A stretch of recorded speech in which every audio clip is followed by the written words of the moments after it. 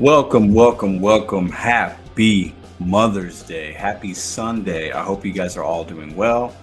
I have a little bit of background music on right now. That won't stay on all night, but I wanted to test it out. If you guys could hear me okay and see me okay, please put a thumbs up in the chat. We have a full show today. A lot happening in the gig world, DoorDash specifically, and I'm gonna get you guys' opinion and thoughts on it. So, without further ado, let's make sure. See if we got a thumbs up here. Dasher Ben, Scooter Bud, appreciate you guys. Is the volume okay on my voice? Because sometimes some people say it's a little low. At least I got that last week, so I'm gonna make sure the volume's okay as well. What up, Mr. John Billings? How you doing? Thumbs up. Okay, cool. Man, okay. Listen, I have. Where do we even begin? Let's start with this. Happy Mother's Day. If you're a mom out there, if you're a grandma, that means you're a mom. If you're a mom, happy Mother's Day. Okay, I want to start the show off by saying that I am lucky enough to have two beautiful daughters, and both their moms are great. My daughters have loving, absolutely fantastic moms. I have a great mom, and if I call my mom right now, she lives very close. If I needed something, she's got me, and I got her. So I'm a very lucky man to have beautiful women in my life. So happy Mother's Day to all the moms out there. Moms in the chat, happy Mother's Day to you. I hope you were able to do whatever you wanted to do today, whether that was gig work or no work or sitting in your bed watching shows. Hope you had a good meal. I hope you spent time with your kids if you wanted to. I hope you didn't spend time with your kids if you didn't want to, because on Mother's Day, you should be able to do whatever you want to do, right? So shout out to all the moms out there. Now, tonight's topic. Let me go ahead and turn the music down or turn it off. And I'll give some shout outs here in a minute. And I have a jam-packed, opinionated show today. And I want to bring y'all facts. And I talked about that in the beginning of this year. I wanted to talk about facts. But today's show is going to be very communicative with you guys. And I'm going to pull up a community post I put up. I'm going to read the chat. I mean, there's it's very split on the topic as far as what we got going on. So I woke up this morning and I started getting some emails. I saw some things on YouTube about a glitch, or maybe everybody got Top Dasher. Not everybody. A lot of people got Top Dasher and they didn't know why. Right? And they're like, I got Top Dasher. I don't meet the requirements. Right? Now, to be clear, because I know a lot of new people come here, there's two different ways you can get Top Dasher. You can get Top Dasher by doing the shop and pay orders in your market. Maybe get 7, 10, 11, 12, 13 shop and pay orders in 1 week span. A 95% fill rate, meaning you find 95% of the items you're supposed to find. You can get Top Dasher for a week, where you can basically dash now. Okay, so that's a big benefit, a big perk to many of you guys, right? It's huge. And I've talked about, you don't have to take $2 and $3 orders in order to get Top Dasher in some markets. Just do 1 or 2 shopping orders a day, and you can get it that way. And you'll continually get it. I've gotten it some weeks that way. I've not gotten it some weeks that way. Some people have met the requirements for the shopping pays and haven't got Top Dasher. Some people have met the requirements by the end of the month and still haven't gotten Top Dasher. So we're going to get into all that, and I want to tell you why, based on my opinion and what I hear from other people that are way smarter than me, maybe even been doing this longer than me, why that might be the case. And I'm going to open it up to you guys and have your opinions. So when you woke up yesterday or today, did you get Top Dasher, but you didn't? Nope. First off, you don't get Top Dasher on a Saturday or Sunday. Never happened before in the history of DoorDash that I'm aware of, unless it's a glitch. They give it to you in the beginning of the week if you do shop and pays, or at the end of the month. So like the first or the second, right? You get it, and you get it the first or the second of the month. We're in the middle of the month. I opened up my account today. I got it. So I'm going to pull that up for you guys. This is when I opened up my thing. That's the screenshot from today. Okay, I've been Top Dasher before. You guys know, if you watch this channel long enough, you understand why I've done it, why I think it's good, why I think maybe it matters, why it doesn't matter. We've gone over all that. Okay, but that's today. Now I don't work the weekends, so I was like, it was busy. I could have made a lot of money yesterday and today, but I formulate my life and my balance a little bit differently. I schedule my money out and budget accordingly. You know, I could make a lot more money in my market with the gig apps if I work differently, but then I would affect other types of money I make. Anyways, I'm rambling. So that's from today. In the middle of the month, you get Top Dasher. Okay. Congratulations, Pedro. You can dash now. Thanks for doing this. Thanks for being a great dasher, blah, blah, blah. Let me pull this up real quick. I want to read some of the comments. Well, I'll pull it up in a minute.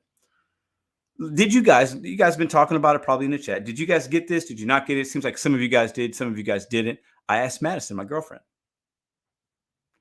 She's actually worked the last couple days. No, actually, she's worked 3 or 4 days in the last week because she wants to buy something with her own money.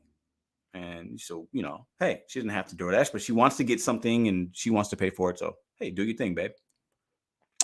She opened up her app. She did not have Top Dasher. I think she only has like a little over 100 deliveries, maybe almost 200. Not a lot of deliveries. Her acceptance rate right now is 69. We're in a diamond zone. Anyways, she didn't have it. That thing did not pop up on hers. We looked at it just about maybe within about a 2-hour difference of time, maybe less. She didn't get it. I did. Now our accounts are different. She has a lot less, deliveries than I do. But listen, we're in the same exact market. She didn't get it. I got it. A little weird. I thought maybe one of my theories was, well, maybe some markets that are super busy, their saturation levels are different. They want more dashers out there, so they'll give it to her as well. I was kind of surprised that she didn't get it, right? But I did. And before I tell you why I think, okay, I think there's 3 different options here. We'll get into that. And then we'll open up the StreamYard and I'll look at the chat. But let me pull up some comments because I like to hear from y'all. That's one thing I love about this channel is very, like, you guys teach me things and give me your opinions. And I read a lot of comments. I can't read all of them, but I read a lot of them. So let me pull this up. I think you guys should be able to still see. Okay. So let me go to the comments. This is on my community tab. Okay. 47 comments. Thank you guys. Okay. So let's pull this up. I think you guys are probably seeing what I'm seeing. Yep, you are. Okay. So let's scroll down. There was a couple comments in here that I read. I was like, yeah, maybe that does make sense. Okay. So Pedro, I thought the glitch was every dasher gets $150 for Mother's Day. That's kind of funny. Let me see. There's one in here in particular I wanted to. Actually, I see this a lot. It says J Dell. I don't even have a high acceptance rate. I'm somewhere in the mid 30s, but I did see it again today. Okay, so that's that one. I found it weird, says Jennifer. Then I thought there has to be more to this, as I'm not even close to being to earning this. Imagine all dashers are all top dashers, says Lyrics. I think this is our reward as a dasher. I said this months ago. If everybody's a top dasher, or the more people that are top dashers, then top dasher doesn't mean shit. And I stand by that. I knew it couldn't be real, says Family Guy. Reject 3 for yep. But there's one here from Hockey PNC 3, and he is a friend. We've met. He came to the conference. I know Hockey PNC. He says it's not a glitch. Mother's Day is always busy for them, so they want more dashers out. They gave it away to nearly every active dasher. Interesting. Pedro, I got this and it was real. I was given a 2023 Toyota. The guitar guy says I am a top dasher. 2 days ago, I was offered 2 garbage orders in a row. I declined. Yeah, okay. So let me read that one before. So I got this from some of you other guys. It's not a glitch. Mother's Day is always busy. So basically, let me get back into the StreamYard here. Okay. So basically, what people are saying is, Pedro, it's busy. They need people to turn on the app and dash now. So when you see, let's say you're not a top dasher. You can't always dash now. But let's say you turn on your app and you see that you can, or you turn on your app to schedule at, let's say, 5 p.m. You turn on your app at 1 to schedule a 5 p.m. shift. And then you see, I got top dasher benefits. You get a dopamine hit. And if you don't think some people get a dopamine hit, listen, they do. These apps are very gamish. Oh, damn, I could dash right now? I don't have to wait till 5? Usually I have to schedule. Oh, it's busy? Oh, maybe there's peak pay? Oh, man, maybe I can make some more money? I'm dashing right now. See you, Mom. I'm out of here. That happened yesterday and today to, by my best guesstimation, tens of thousands of dashers. I bet tens of thousands of dashers, maybe more, got that thing on when they opened their app like I did today. I didn't work, but I think other people said, I'm dashing early, or I didn't want to dash and I'm dashing right now. Like, let's go make some money. So what does that do for DoorDash and the consumers? Well, first off, for the consumers, you're going to get orders a little quicker, right? What's happening? It's Mother's Day. People are ordering in, they're ordering out, they're ordering groceries, maybe if they're cooking. A lot of graduations going on or did go on. Listen, it's busy. It's the weekend, holiday. We need these deliveries delivered to the consumers. DoorDash knows that. So could it be that they gave out this perk to incentivize people to dash now earlier, or maybe when they didn't even want to dash, right? Think about it like this. If today's not Mother's Day, my girls are out doing something, and I open the app to whatever. We all open the app on, not all. A lot of people open their app on their day off. Hey, do I have a contract violation? What are my stats? Let me check my earnings. Are they still there? People do it. Trust me, I do it sometimes. If I had nothing going on today, maybe I'd go out and work. I can dash. Oh, I'm a top dasher. Ooh, top dasher. It means something to some people, right? It does. It does. And this isn't a bashing top dasher live stream. I want to make that clear right now. It's not that. You do what works for you, and every market's going to be different. Do what works for you. If you're making money, I'm happy for you. I believe one of two things. I think I said three. DoorDash has glitches. So it could clearly just be a glitch, a mid-month glitch. People got it. My girlfriend didn't. I did. It could be that. But could it not also be what Hockey PNC and many of you others are saying? Pedro, it's a busy weekend. They want to flood the market with more dashers and incentivize people to dash because they want to get these orders filled, especially during a time of the weekend where people are happy and it's Mother's Day and they want to treat their mom. The moms need something. People are ordering, blah, blah, blah. We want to make sure our customer base is having a good feeling about their DoorDash experience. The best way to do that. And it doesn't mean it helps us, because maybe you make less money if there's more people out there. You do. Clearly, in a day's time, if there's 100 dashes in your zone or there's 20, you're going to make less money if there's 100. You can't debate that. But DoorDash would be smart to do that, wouldn't they? Let's get these orders filled quicker by dropping in an extra 10 to 50 dashers in certain zones. Let's get these orders filled quickly. Peak pay, no peak pay, whatever. What do you guys think? I haven't even read the chat yet. I'll get into it. I'm sure you guys are having a great conversation. But I think that's fair. It's either a glitch, and we know DoorDash has glitches. I'm going to get to that in a minute. Or it could be on purpose. I said this also months ago. I think right now, and I'm still trying to find the information, but my best guesstimate based on what I've seen for me in my market with the saturation levels, more new dashers coming, the OGs still working, some OGs not working. I think the overall acceptance rate with DoorDash, overall, the average for dashers is the highest it's been in years, maybe ever. Maybe the first couple of months it was really high when DoorDash started. But if you take that out of the equation, it's the highest it's ever been.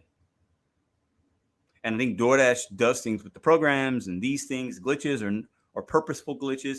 And they know that because every time a zone like St. Louis or Philadelphia or Kansas City or Florida, Texas, Chicago, New York, Cali, wherever you're at, Colorado, every time the average acceptance rate is up in each zone, it's good for DoorDash. It's actually fantastic. Even if it's up 1 basis point.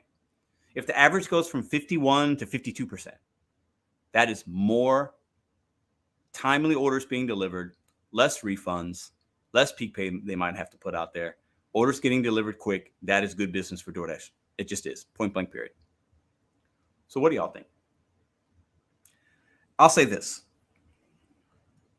And I've debated on how to tackle this and what I know. And honestly, I haven't decided what I'm going to do. But there are many glitches within DoorDash. I've learned that very much so this week. There are many glitches with DoorDash. And I'm going to say this right now. Okay? This isn't the only one. If it is a glitch, there's many out there. I think DoorDash is aware of them. How could they not be? Okay? They have to be aware of these glitches. There are many. Many, many, many. Some of you know some of the glitches I'm speaking of. And I'm not talking, my app's down for a minute. There are glitches within the app. I can make a video right now that would, I gotta measure myself here. I gotta be very careful with my words. Let me just say this. There are many glitches in the DoorDash app. I just need to say that. And I hate to say it, but it's on topic because we're talking glitches. There are many glitches in the DoorDash app. And if I was a lesser human being, I would expose all this, but I can't. But I'm saying it because I have to say it. It just makes me feel better. But there are a lot of glitches, and there are a lot of people that are straight out lying to fellow Dashers, and it's really, really, really sad. It makes me like, it's very cringy. But there are many, many, many, many, many, many, many glitches, and Top Dasher is not. It's it's funny. I'm just gonna say that. I know I'm being very cryptic. I do apologize for that. But if you want to know what I'm talking about, you could probably find out on your own. Okay. Do your homework if it's important, or you can just think I'm a crazy old man. Okay. But there are many, many glitches within the app. I think some of them are purposeful and others are not. DoorDash is an app to make money. It's an opportunity. But they definitely have flaws within their system, and they will definitely manipulate drivers thinking, Top Dasher, you got this, and make you excited and go out there to dash now. And actually, I don't blame them for it. They're a business. Most major businesses do things like that. The reason we get so emotional about it is because this is what we do for a living. We don't work at a Walmart, or Amazon, or Monsanto, a car dealership. We don't work at other places that manipulate their workforce in a very similar manner. So we're not as passionate about that. And it's okay to be passionate. I don't want to take that from you, but man, all right. That's the topic for tonight. Let me get into the comments. Let me see who's in the building. Let me give some shout outs. The StreamYard link will be open. Happy Mother's Day to everybody out there. Sorry for the long intro, but what up, Mark Delph? Remember when he says glitch, you have to drink. I'll take a drink. Hector, what's up, man? But so to Mark, why are you highlighting in check? Mark is highlighted. I believe somebody that has over 100,000 subscribers. There's a check mark next to the name. Mark, is that correct? You have a channel with over 100K. If you do, that's awesome. Congratulations. Daphne, what up? William, what up? Take care of yourself, man. Okay. Tell me a helpful glitch because it's not good. It's not so good for me. Oh, man. Jody, what up? Thanks for being a member. Simon, Ron, Yoda, yo, Juan, what's up? What's up? This is fine. Pedro, it's just a crazy old man. Yes, I am a crazy old man. I definitely admit that. 100K, holy. Yeah. Whoever Mark is, he's got a channel with 100K. Hannibal, I see, bro. I know, man. Intro is the best. I know. You know me, bro. I'm good. I'm measured. Hannibal knows what's up. That's all I'm going to say. Oh, man. You guys are lucky I'm not one of those clout chasing, all about the clicks and views. I love my views. I love the support. But if my integrity level and my morals were less, I'd have more subscribers, trust me. But that's for a whole nother video. But all things that are bad will always come to the light and always be exposed. Okay, you can look at that in any community. You can look at that all over the place with any app, with any business. When things ain't right and people say this or do that, or a company moves a certain way, or individuals move a certain way, or they say this, but all things come to the light. Just remember that. Okay, you can see that in all walks of life. So,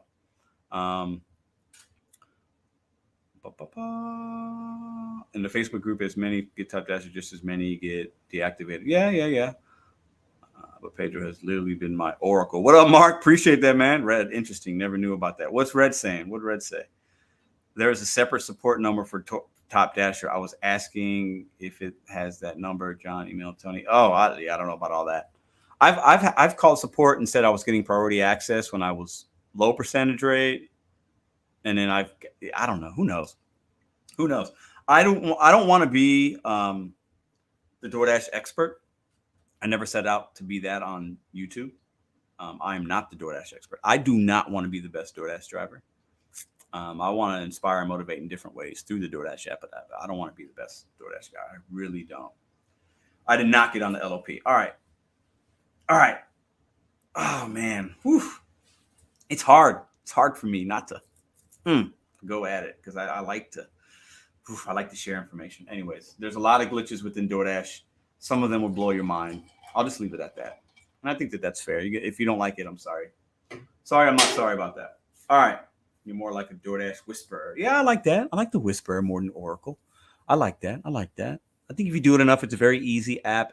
It's fun to talk about the glitches and this and that because it's what we do for a living. We make money, and sometimes we're affected by the good and the bad. And that's fair. Okay. We're no different than us being employees at a W-2 and talking in the break room or the water cooler. We talk about our work because most of us, we have to work for a living. It's a big part of your life. Unfortunately, it has to be, right? So it's okay that we talk about the ins and outs, the good, the bad. I'm good with that. You can call me Whisper. I'm good with that. So I'm going to drink. Oh, I got to take a drink. I said glitch. Oh, I said it again. What's up, Trader? Shout out to my man, Trader. Throw him some prayer hands. What up, Gigi? Okay. Bet on glitches. Love it. I am the best Spark driver. Crown me like I'm L. Oh, Levi. There's no such thing as the best gig worker, guys. Sorry to disappoint you, Levi. There's no such thing. The barrier of entry to be the GOAT in the gig community is not like the between the best and the worst. It's actually the type of work you do isn't that different. I know that sounds crazy to some of y'all, but it's not. Let's be better in other ways. But I like that comment, Levi. I respect it. You are the Spark guy. I like that. Gotta take a glitch. Oh Lord. Okay, so what a show. Happy Mother's Day. All right. So should we open up the StreamYard now? I think you guys might have some perspective on this. Did you get it? Did you not get it? Let me check the poll. I think I had a poll up there, didn't I? Here we go. 265 votes. Do you think DoorDash gave top dasher to drivers mid-month to fulfill orders this weekend? 68% of you said yes. 32% said no. 257 votes that's a decent amount of votes already. So most of you, vast majority are saying, basically 7 out of every 10 are saying, yes, they gave it to us to fulfill orders more timely.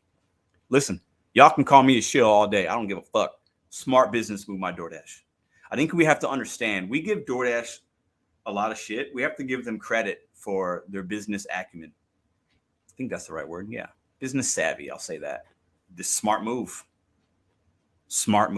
If I was at DoorDash for this weekend and I'm seeing a trend, man, okay, we got a lot of, it's going to be busy. We got all these orders. We got this. What can we do to get dashers to dash now or dash early? That's one thing. More so than I think even Peak Pay, because Peak Pay will cost them more money. This didn't cost them anything. Think about that. It's free. Peak Pay costs them more dollars, right? They siphon some of the percentage of the delivery fee that they get, right? And the percentage from the merchant. So by just making all y'all top dasher and having the ability and the excitement to dash now or dash early or dash when you weren't going to dash at all, a lot of benefit for them. Am I crazy in saying that? Let's open up a StreamYard and see what you guys got going on. Okay, yes. What's up? Good to see Trader in here, man. I'm glad to see the normality. That means things are good for you and the family. It means they're getting better, right? So that makes me extremely happy. Shout out to my man Trader. He knows what's up. I got his back 100%. So, and I don't say that about many people. We have PP2, which is rare here. Yeah, boy, it's busy. It's busy. Dark Fire, what up? Appreciate that. Let me put this up here. Appreciate the $10. I do have some announcements we'll be making later as well, but let me put this up and I'll read it in live time. Hopefully it's something good. Hi, I want to know some better ways to improve my acceptance rate as I'm trying to find my way out of debt from my car and saving up for me to buy a house. Ooh, the best way to improve your acceptance rate is accept more orders. So if you're at $2 a mile, go down to 150 some days. If you usually don't take a $4 order going a mile, take it. If you want to get your AR up, that's the best way. It's the best I can say. All right. It's the best I can say. Good question, though. Veteran dashers know which orders to accept and decline. I don't need item count. Item count helps, but we don't need it. Work in the morning, says Hector. Okay, I like that. All right, let me put up StreamYard. I would love I think we might have some new people coming up. I think No Giggity, No Cloud, John Billings, I think they expressed interest in coming up. Please come up. Love to see new faces and fresh perspective. I'm going to pin this comment in just a moment. Okay. And once again, if you're a mom coming in a little bit late, thank you. Hit the thumbs up and happy Mother's Day. I am blessed beyond what I should have to have both of my daughters have fantastic mothers, and I have a fantastic mom. I am very, very lucky. Today was a pretty chill day. It's a good day because she had a good day. That's all that matters on Mother's Day. But there should be a couple Mother's Days each year. I know that sounds corny, but shout out to the moms out there. Y'all the real ones. Okay. Let's go ahead and go back in here and pin this StreamYard link for you, ladies and gentlemen. Okay, let's see if we can't figure that out. Is Instacart worth it? I think you have to test it in your market. For me, I've been making a lot more money with Instacart than DoorDash the last 2 weeks, so I would say yes. But that your experience could be different. Pin message. There we go. So if you want to join the show, it's up at the top of the It's at the top of the comments. It's pinned. It says Pedro Santiago, HTTP, blah, blah, blah, blah, blah. Go ahead. I'll give you guys a few minutes. Only 33 likes and we have 345 watching. So we got more than 33. Hit that likes, y'all. Listen, don't make me sit here and be quiet. I know y'all love to hear me talk shit because I'm really good at shit talker and I speak my mind, but hit the thumbs up. Don't make me go mute on y'all. All right. I see Dark Fire. Good to see you. I see Bud Soda. Let me go ahead and remove that old screen I had. All right. Give a few minutes for some people to come on in. Appreciate the 5. Thank you very much. So do you ever show up to a restaurant and they'll tell you another Dasher already picked up the order? Happens to me weekly. Yes. I would not say it happens to me weekly. Happens to me maybe once or twice a month. Sometimes maybe not all in a month, but on average about once or twice. And typically it's because the Dasher either stole it or they gave like the wrong order out, right? So there are times you're going to have to just drop it. Times you'll call support, get half pay. Other times you have to ask the merchant some questions like, hey, are you sure this is what I have? Can you verify the order with them? Because there are times they'll be able to maybe possibly remake it. Some merchants might reach out to DoorDash or the customer. So do your due diligence, ask a couple of questions. Don't just huff and puff and walk out. Think about it because that saved me some time and some money, to be quite frank with you guys. I see Dasher Benz. I see No Giggity, No Cloud. All right. Dasher Benz, been a couple of weeks. Good to see you back, my friend. And I think we have Ready. If I don't know you, you have to show your face. I'm sorry. It just says an R there. So you cannot join the stream because we've had people come up here and spam. So sorry, Ready. Got to show your face if I don't know who you are. Okay, so let's go ahead and start the show. Let's get the earmuffs on. Was it a glitch or did DoorDash do this on purpose is the question tonight. I think I had a couple of other options for the other things we had. We'll keep it to that, but I think topics tonight were also, give me a second. It's been a long weekend. Why DoorDash allows glitches. I kind of talked about that a little bit. I think DoorDash knows about these glitches. I think there's a rhyme and reason for them. You guys could tell me your opinion on that. And why the $2 order is here to stay. We all hate the $2 and $3 orders, right? They're not going anywhere. Drivers take them. It happens. It's not going anywhere, right? I really wish that I would have hoped at this point we would never have to see an order like that. And it's not just DoorDash. Uber has $1.50 add-ons. I don't know about GrubHub, but Instacart has $7 batches for 150 items. Like that's even worse. Let me tell you. Let me ask y'all this before I bring up the panel. Would you rather do a $2 order going 2 miles, or a $7 100 unit or 100 item? We'll call it 100 units because that's different things you have to touch for $7 going 2 miles. Which would you rather do? I'll pause for effect and give you guys a minute to think about that. $2 order 2 miles McDonald's at 11 a.m. Or at 11 a.m., would you rather do a $7 Instacart, 100 units going 2 miles?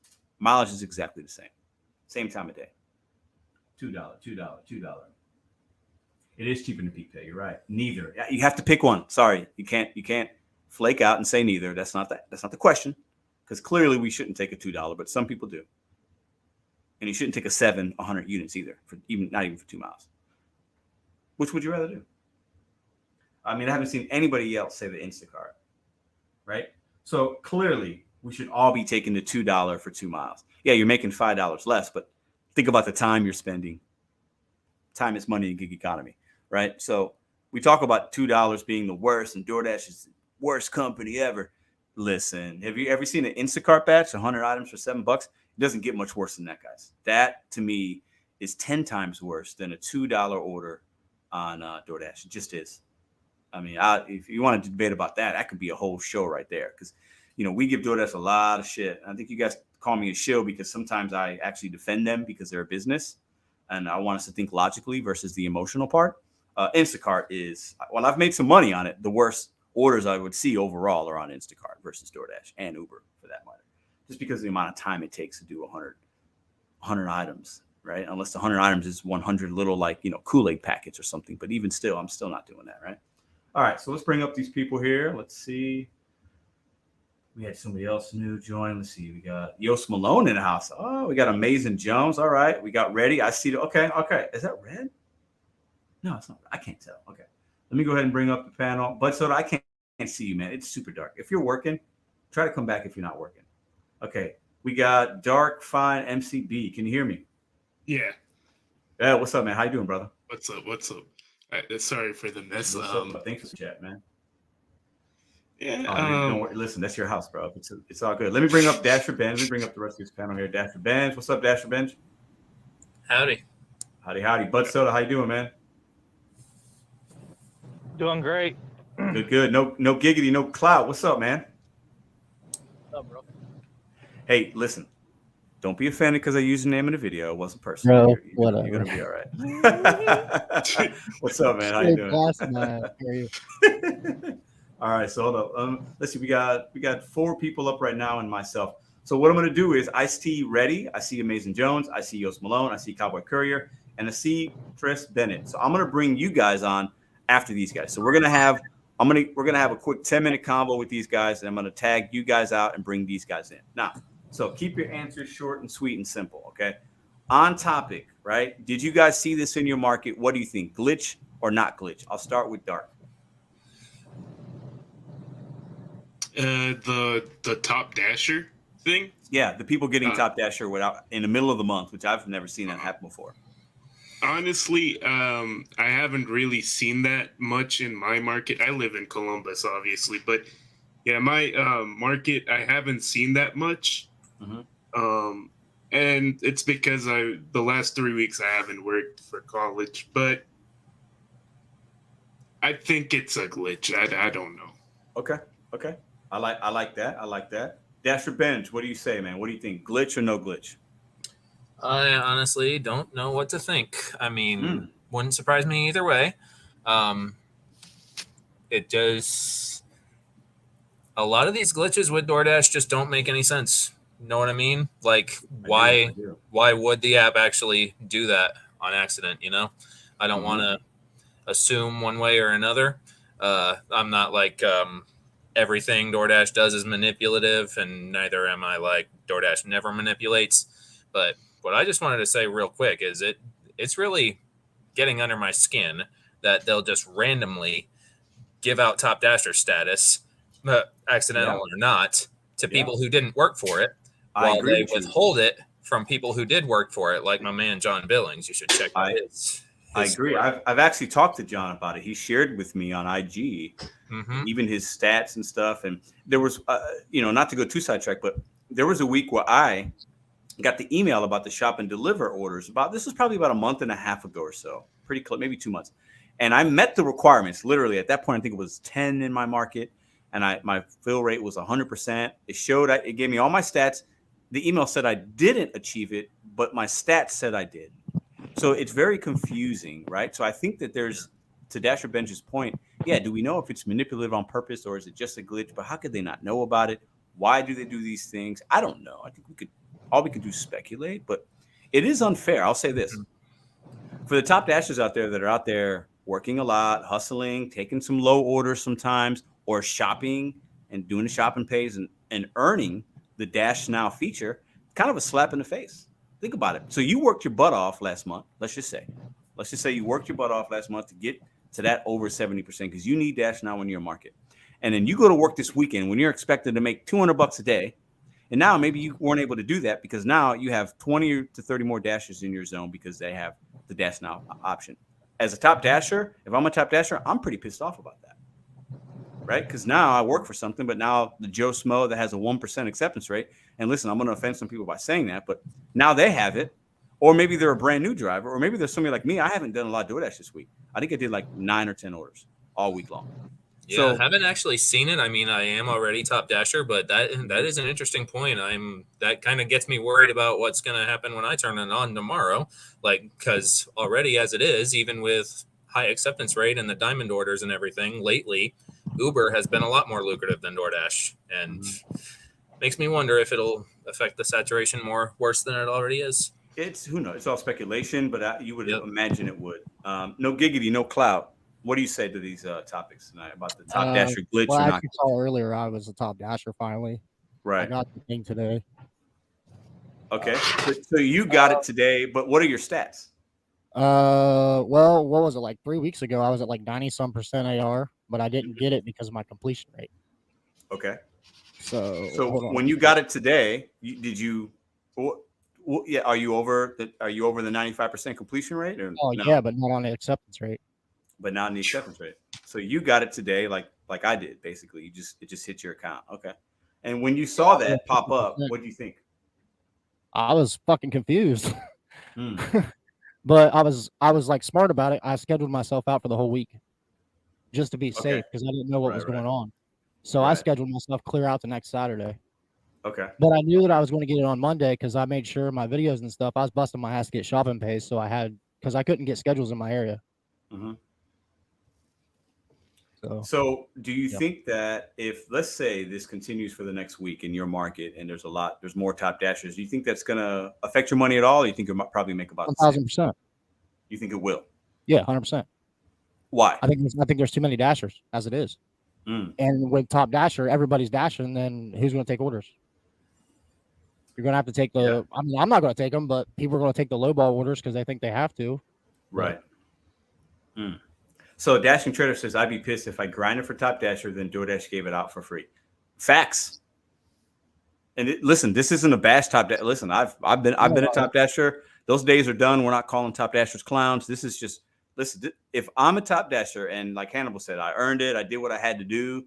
I got the metrics up. I'm in a diamond zone or not a diamond zone. I did what DoorDash wanted me to do so I can dash now. That's basically the only function of it. And then they just sprinkled it around in my city to other people that didn't do what I just did 2 weeks ago. I'm pissed off. How could it not hurt my pocketbooks, right? Soda, what do you say to this? Oh, it's very planned. I mean, I'm the one who they used to gift Top Dasher to just randomly, just because. And they did that in other markets. I've talked to people in the chats here, on Facebook, elsewhere. It's very planned. Like you said, DoorDash is a business. They ain't stupid.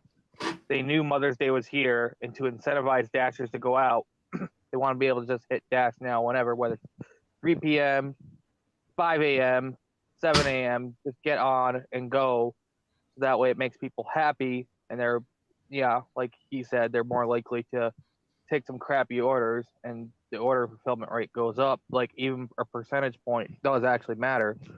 When you're talking millions of orders, 1% is a lot of money and a lot of save time. Absolutely. 1% is a huge, 1 basis point is huge in business. Yeah. So like, for example, I heard, I see a lot of people being about going to the flower shops. The lines are super long and long wait times. Well, no crap. And they want those orders taken and fulfilled. They don't want people, just accepting them and dropping them immediately. They want dashers who are just going to sit there and wait. So, it's going to be more likely if they just throw Dash Now out versus, the zone's grayed out and that's the only available order is the long wait time at the flower shop. Well, someone's going to do it. I want to put up something from Gig Matrix. Gig Matrix, I think you're wrong. So Gig Matrix says it's the shop and pay program. It's not the shop and pay program. It's not different. This time, no. It's not this time. Shop and pay program doesn't hit on a Saturday like it did other people's. It's not that. I believe that is not, unless you know something I don't know.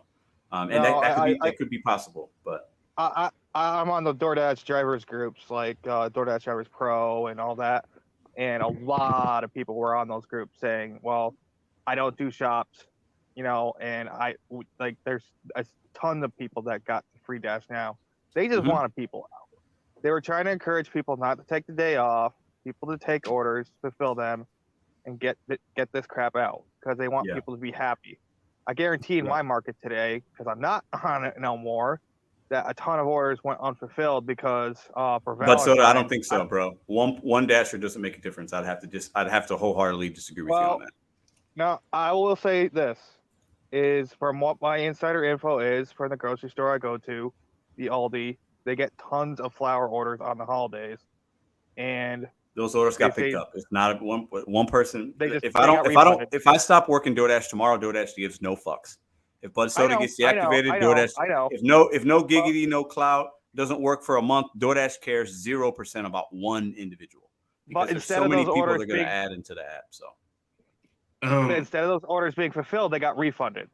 A lot of big chunk of the order because they didn't see the item there. They just refunded it and took the one thing they did have instead of maybe trying to actually give a crap. You know what I mean? Yeah. And So, somebody else go ahead and orders fulfilled. join in on the combo if you guys got any other thoughts about this, because I do want to bring up the other 4 people that are waiting. So I'm gonna ask this because I work on Saturday like 10, 11 hours, $200. I made $200 that day. But I'm just wondering, is that why there was so much more Sephora orders? Like $15, no tip though. Each one. You mean this weekend or this week? Yeah, this weekend. Okay, well, think about it. It's Mother's. So think about it. It makes sense now. Think about what's at Sephora, okay, and then think about what is today, right? Some women, they want to get nice makeup, and you got your girlfriend or your wife. She's been wanting that new Kylie Jenner or whatever she makes. It's at Sephora, right? Let me, that's an expensive thing. Let me get you that for Mother's Day. So that's why you're going to see more Sephoras. I mean, yeah. $15 though. That's crazy. Yeah. Yeah. You said that there are $15 orders with no tip. That's because they're retail orders. They're orders that the customer is actually placing through the merchant website, and they don't even have an option to tip. And DoorDash usually pays pretty well for those orders, but there's no tips on those. Yeah, I know, but like I was confused. Ulta Beauty, yeah. But I was confused like as Pedro to said, it's because of what it is today. That's why there's a bunch of those orders. Mother's Day. Why. Okay, that makes sense now. Yeah. And for me, I think it's hard to. I'll do something like that. I've done a Sephora. I've done one of them. They're not, they're in malls and stuff. A lot of them are, so those can be hard. But if it's that high of a dollar valuation, if the miles make sense, I'm taking it, because like Dasher Ben says, the customer's not even thinking who's really bringing it to them. There's not a tip option. So for me, it's like if it's that valuation, if it makes sense, I'm taking it. So. No giggity, no cloud. You got any other? Actually, let's talk about what you got going on your channel. Plug your channel real quick. Tell people, give me the elevator pitch, okay? Like if somebody's coming, if you want, give people the 15-second elevator pitch on your channel. New channel, man. I found you, and then I found Trader, and then I found Hannibal, and I've been watching you guys, and then you guys have been supportive and everything on my channel and stuff like that, so I appreciate it. Oh, good. I like it. Well, you just mentioned two good guys there. Yeah. So those are some good peeps right there. So like I said, look, I only got 386 subs, and it's been like 2 months. I mean, I'm still learning how to do edits and stuff like that, but I mean, it's a grind. But keep grinding. Can I give you one word of advice? Stop saying Nope. Make YouTube shorts, please. Well, I try. So make one short a day, bro. Just make one short a day. Don't overthink it. And did you see my short earlier? That will help. I did. That's why I went. I listen. This is to my point. I don't watch all your videos, but I saw the short, and the short had the icon that you were live. That's why I clicked on it and I said, "What's up?" So if you don't make that short, I don't go into your live. That's my point. I need you to make shorts. Make some shorts. Make one a day. They're really easy. Give it a go for a month. See if it helps. So I got you. I appreciate it. Oh, you're welcome, man. Gentlemen. Appreciate you guys. I'm going to bring up the next 4 panelists. If you're still around in the show, I might still have other people come on later on. I think this might be a long show, but I appreciate you guys for coming on for the first segment. Appreciate you. Peace out. Thanks, guys. Peace out. Okay, so okay. Oh, good. Okay, so I see Reddy. I see Amazing Jones. I see Yost Malone. I see John Billings and Cowboy Curry. So I'm going to bring all these guys up right now. Let me go ahead and click on this real quick. Hold on 1 second. Before Yost comes up, I want to just say baseball season's in full effect. Let's get some tickets. What's up, man? All right, let me see. Let me read the comments real quick. Also say glitch more. Okay. I'm kind of feeling like half of you guys are saying it's a glitch and half are saying maybe it's purposeful. That kind of makes, at least in the chat, but okay. Let's bring up Reddy. Reddy, how you doing? Hey, good. How are you? I'm good. I got Amazing Jones. How you doing, brother? What's good, brother? I'm good. Yost Malone, my friend. What's up, man? What is up? How you doing? Bringing that energy. I love it. I love it. I do, man. Cowboy Courier, how you doing, man? Hey, I'm doing pretty well, man. Hey, keep your eye on the back room because I'm going to be dipping out of my Wi-Fi coverage in a minute here, and it's going to kick me out. So No problem. I got you, man. I'll do my best. And let me bring in John Billings as well. So hold on 1 second. I'm actually going to bring him up, and I want to start with Mr. Billings. John, how you doing, man? Hey, what's up? I'm doing good. What's up? Good to see you. Happy to see you on the show. So, John, I want you to share with me your opinion on, this weekend, people getting Top Dash or not getting it. And also I want you to share your story of what happened to you over the last, month and a half. So I'm going to start off with you, John. Okay, so I'm like super furious that everybody that didn't work for Top Dasher was able to get Top Dasher because there's so many people out here working for Top Dasher and not everybody got that glitch. So the people that worked for Top Dasher and met all their requirements, they weren't able to get it. And over the last month, there was 3 weeks where I got all the requirements for the shop and pay or shop and deliver orders, and I didn't get my Top Dasher perks for that. And then I decided to go for Top Dasher in the month of April, and I met all the requirements. I had a 4.93 customer rating, a 70% acceptance rate, and a 95% completion rate. And I completed 302 deliveries. And I waited up because I was super excited. I've never been Top Dasher, so I waited up till midnight, and I wasn't able to get my Top Dasher stats. So I reached out to support, and they said it's a glitch. And then I was reaching out to them every day or whatever, and the most recent thing they said is your screenshots don't matter. Like, what's in our system is that you didn't get Top Dasher. But I have all the screenshots and everything of me getting Top Dasher. That sucks, man. I mean, yeah, it's So does it make you not want to try it again because of your confidence level? Yeah.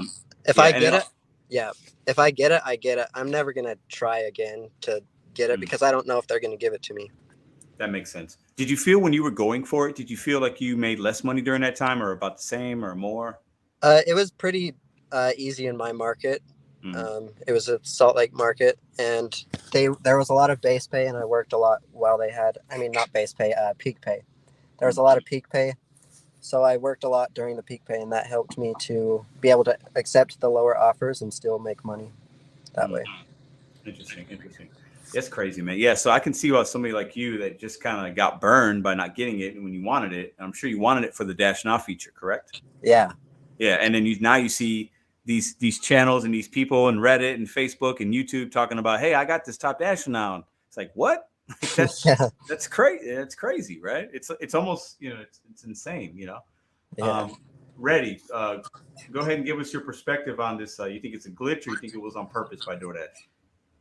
Actually, I don't know about any of this, because I did not work last entire week, so I don't know what happened. But I am always Top Dasher. I mean, I have the option all the time, Dash Now. Even though I never my completion rate always would be 97%, and also my acceptance I'll keep it above 50, because nowadays I'm not using DoorDash much because they started giving me $2 those things, so I stopped using DoorDash much just because of that. Then I usually use because in Uber you can cancel, it doesn't matter, right? So that's what I use more, Uber rather than DoorDash. But I also use DoorDash only where the areas where you get $4 compensation, more pay, or peak pay, whatever you said. In that I only during that time I use the DoorDash just because you accept, at least you will get a decent price, right? So that's the way. But still the glitches will happen in any app. It's normal, it's not technically it could happen anytime, with any app it can happen, right? Yeah. So that's normal thing. So there is no fuss about it, right? So it's technical glitch. Anybody can do anything, so it can happen. So So are you saying you think that the app, you think that it's just more of a glitch within the app? Is that what you're saying? Sometimes maybe they are trying out a feature. Okay. So sometimes they don't want to know users, like they just want to try it out, like on the fly, like I'm happy you actually mentioned that, because I think that at some point, we have this diamond program where if you believe in the priority system or not, right? Whatever, DoorDash, we have to just go based on what they're saying, right? So they're saying if you're in a diamond zone, keep your acceptance rate above 50 to get priority, keep it above 70 to get first priority. That's what the app tells you, right? That's what DoorDash support will tell you in the website. So I always thought, well, why make the top dashers, okay? Why make them wait to the end of the month and only, why not have them do it a weekly basis like they do with the shopping pays? Hit this metrics of deliveries, we'll give it every week, week by week. They might do something like that with Top Dasher, where you have to be, if you're not in a diamond zone, you have to be above 70%, but definitely 95 completion. Definitely, if you're doing shopping orders, you definitely get more benefits than just doing deliveries. I'm sure about that. Because why? Because most people doesn't want to do shopping deliveries. Because it's a little hassle, right? Even though, in some, it depends on marketplace as well, right? In my place, I don't want to go shopping just for I don't like it personally, right?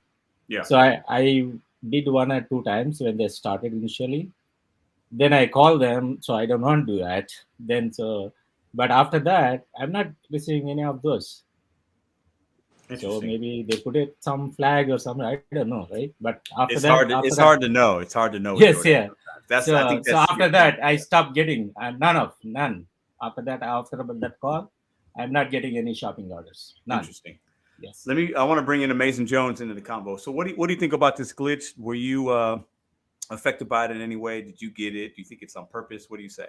Nah, it's totally a glitch. But I wanted to mention, you added me to one of your shorts before. I'm Amazing #1 Dasher on TikTok, and you added me. Hold on, can I pull you up on a solo screen real quick? Go ahead. Okay, hold up. Let me see. Hold up. How do I do this? Hold on. I want to see your face, so I'm sure I'll remember, but it's hard to. Okay, hold up. I was wearing that red hoodie. Yeah. I remember. How you doing, man? I'm good, man. I'm good. But it's for surely a glitch because it never happened before, ever.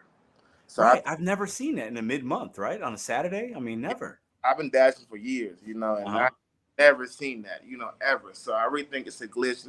And then I think, is it going to last for the rest of the month or until the 15th of next month, Right. Yeah, that's interesting. I didn't think about that either, but, I'm not going to be surprised because I think it would be to DoorDash's benefit to do it every 2 weeks, right? Because then it's going to make dashers that want to dash now function take more orders and not have to wait until the end of the month. But that's why they made the schedule so everybody can't get on at the same time. Now everybody can get on at the same time, it's going to flood the market and mess it up. Because it's I don't take those small orders at all. Because I've been a Top Dash for the last few months now, and it's my AR be fluctuating all month, But towards the end of the month, I get back up to that 70%.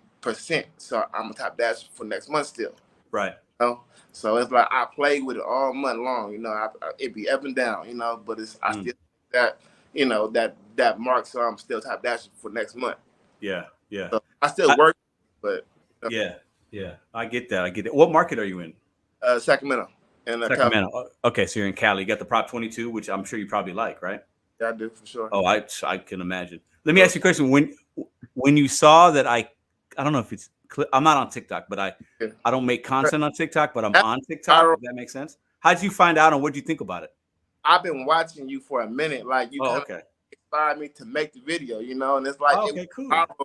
Out of nowhere, I made it on some just random stuff, showing people, what I'd be making. Yeah. Blew up on the little Facebook news clip on your stuff. I'm like, bro, that stuff went up. I don't know.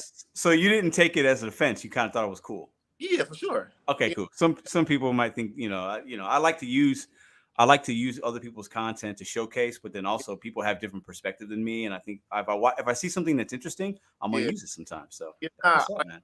Watching you first, and then I made that video.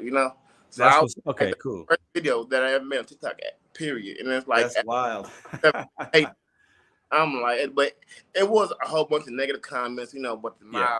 cars and all that extra Yeah, stuff. yeah. Like, Yeah, right, dude, like, you feel me? Yeah, no, I get it. I'm glad you're here, man. Yeah. Let me kick it to my man Yost, man. What do you think about this, man? I know how you feel about DoorDash. I know you don't love them, but what do you think about this glitch or non-glitch? What do you say, man? Here's the thing, DoorDash wants to get orders fulfilled at the end of the day. True. If they want to pay us $1, if somehow somebody will take it, they will figure it out. I think it's just a glitch, and who knows, next week they might say, oh, sorry, that was an error, like Uber did with like those earnings. Oh, sorry, that was an error, we got to take that back. Yeah. And they could easily do that. I don't think they would, but I just think it was a glitch, or Tony's like, hey, let me try to get some of these orders fulfilled from somebody who's probably close, or somebody who's dashed in a while. They have all the analytics behind it, so whoever got the glitch was probably gonna get the glitch anyway. So I know I haven't done DoorDash in a while. I do it every now and then. It's a filler app for me. Yeah. So I always think it's interesting when people mention Tony, because obviously he's the face of DoorDash. Let's not kid ourselves. Him and maybe Bentley Coop, those are the faces of DoorDash. It's fine, right? But Tony's I seen him at the Warriors. I watch a lot of basketball. And Tony is like, he's in San Francisco, the Warriors. He's at all the Warriors games, sitting courtside. Like, Tony does not care about the app in that way. He's got his minions that are doing that kind of stuff. But yeah, I don't know. Tony's a weird. He's like a villain, but like a nice villain. You know what I'm saying? So I think people always talk about Tony, but like Tony don't care about us. You know I'm sure Tony doesn't care. He's don't care. Not on his radar. Oh no, not at all. I mean, not Bentley's his boy. He got him in his and that's fine. Good for Bentley. It's no shade. Bentley, exactly. Do your thing. I could care less, but Cowboy Courier, what do you say, man? Did you see this glitch? What do you think? On purpose or just a random kind of algorithmic thing? Didn't affect me personally. I'm in a pretty blessed market. A lot of people flush with cash here, and I regularly hover around 90% AR. So I wouldn't have seen anything one way or the other. But I think that you touched on something that's kind of critical to consider if we're going to get all conspiratorial about this. I would assume that during the quote unquote hell week, when people are really punishing themselves to try and get themselves up to 70 or, even just whatever, get their metrics up that little bit more so that they can close the month out. Right. And with Top Dasher, I'm sure that week the company sees more orders delivered than throughout the rest of the month. Oh, I would imagine. I would think and so if they changed it over to a every 2 week kind of rolling cycle instead, they're constantly doing these kinds of tweaks to try and get orders out. And then there was the idea of it being Mother's Day as the sort of catalyst to kick it off. I mean, oftentimes we see these kinds of changes happen with DoorDash's program, and they say like, "Oh, this is gonna be a temporary thing," and then like, what do you know? Like, we got the Diamond program still, and it was supposed to be over in September. Yeah, like no, it's permanent now. And Diamond program it's not going anywhere. Yeah, this Mother's Day could have been the catalyst to make them say like, "Hey, we got to kick some Top Dasher status out to people. See if we can get people hooked on the idea of being able to dash whenever." And maybe kind of set the precedent for like, hey, are people okay with the idea of, every 2 weeks a fresh set of Top Dasher going out? And then, maybe we can sort of work that in to say, oh, we're actually going to change the program. So now it's every 2 weeks, potentially. As far as like the Mother's Day sort of surge that's been going on. Yeah. Yesterday, I did a lot of stacked Safeway flour deliveries. I think I did 3 double stacks. I've never seen any more Safeway flours than 2 in a stack. And I did a Sephora stack, which was 8 goddamn deliveries. It was absurd. It's that time of the year, man, Yeah, exactly. And so like those orders are there on the books. And DoorDash, of course, has the kinds of metrics from like years past of like what types of orders really get pumped out on what days.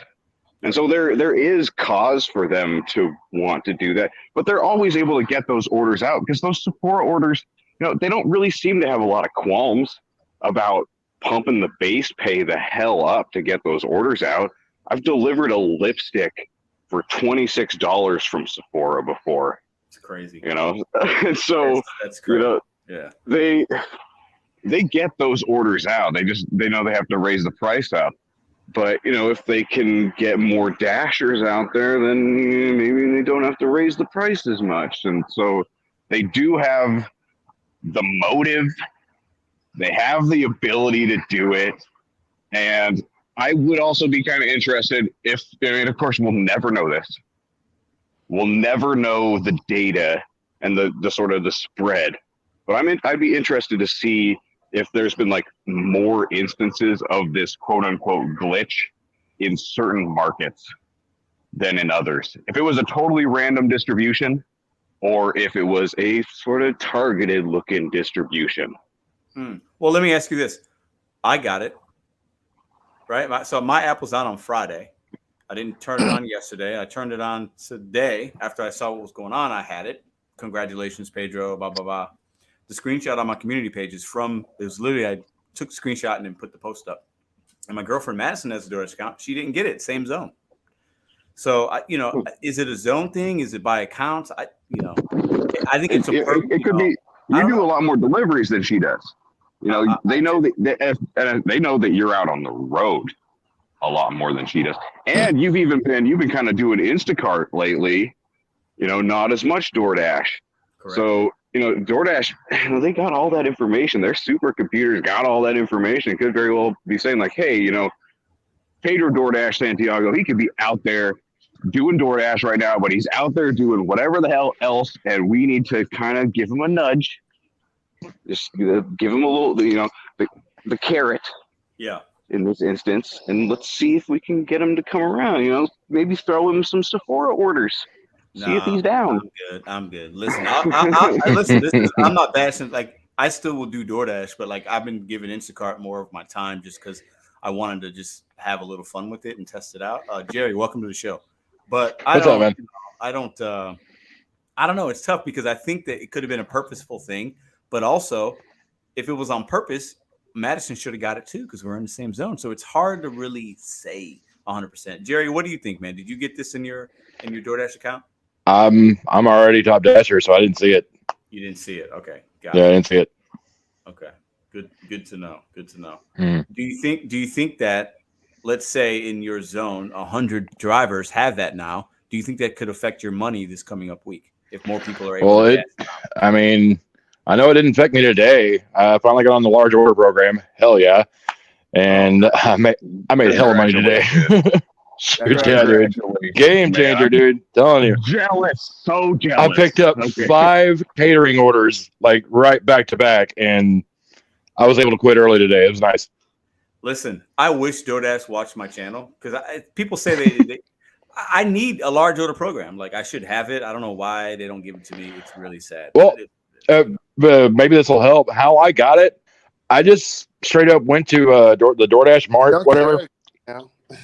And I bought I tried it. I wonder when this will work. I bought the catering bag. And then like a couple days. I did that like 5 months ago. You did that? Okay. Because like I said, I bought the bag. I emailed DoorDash. I sent them a picture, all that stuff.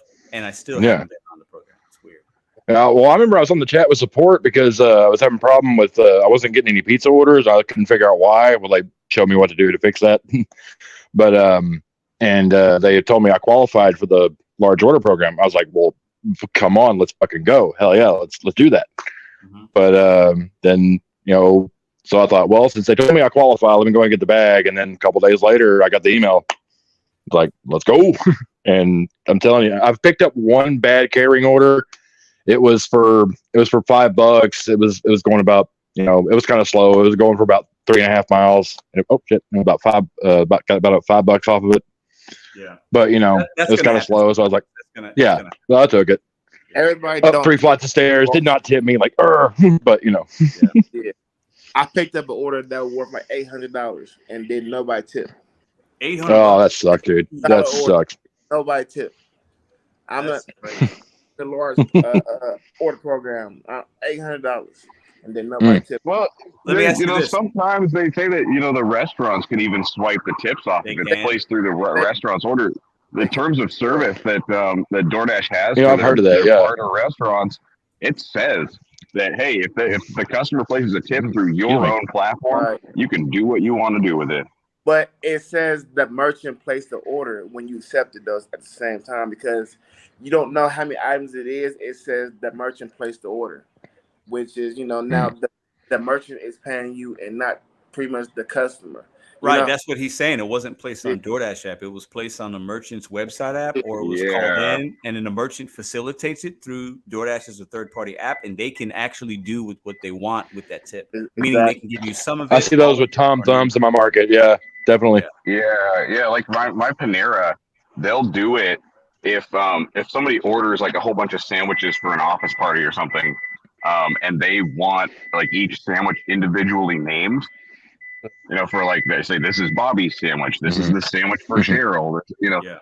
Then they always take the tips on those ones. I've seen several of them where it's always taken on those. But then if it's just like a big ass amount of sandwiches and they're not individually labeled, they don't take those. You know why they do so that, I would assume that they do it just because it's like more work for the workers in the store, and so they say like, all right, we want to hook our guys up.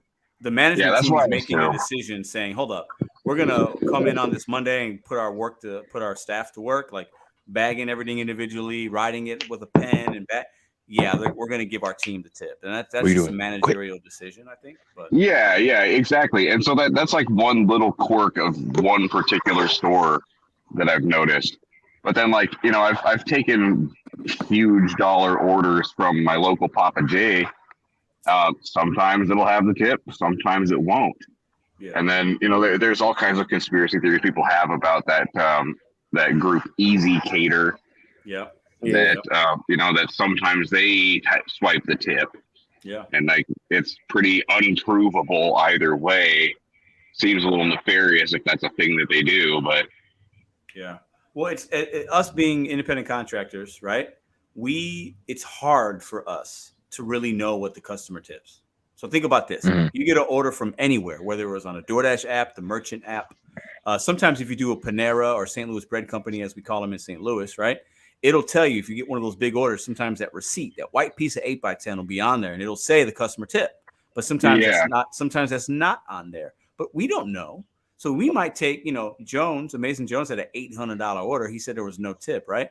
But they might have tipped, they might not have. Also, on some of these big orders, sometimes it's more work for us as a delivery driver, but sometimes the subtotal doesn't mean anything because it could be $800, but if it's like a lot of sushi, maybe it's 2 big bags, the amount of effort's the same as if I'm picking up 2 bags from Chipotle, right? So like the tipping on some of those bigger orders I always found a little weird because sometimes the driver isn't doing more work, but we expect more pay. I know I do. If the subtotal is higher, I do expect more money because that's just how the world works, that we do what we do. Yeah, well, it's like the extra work is intangible.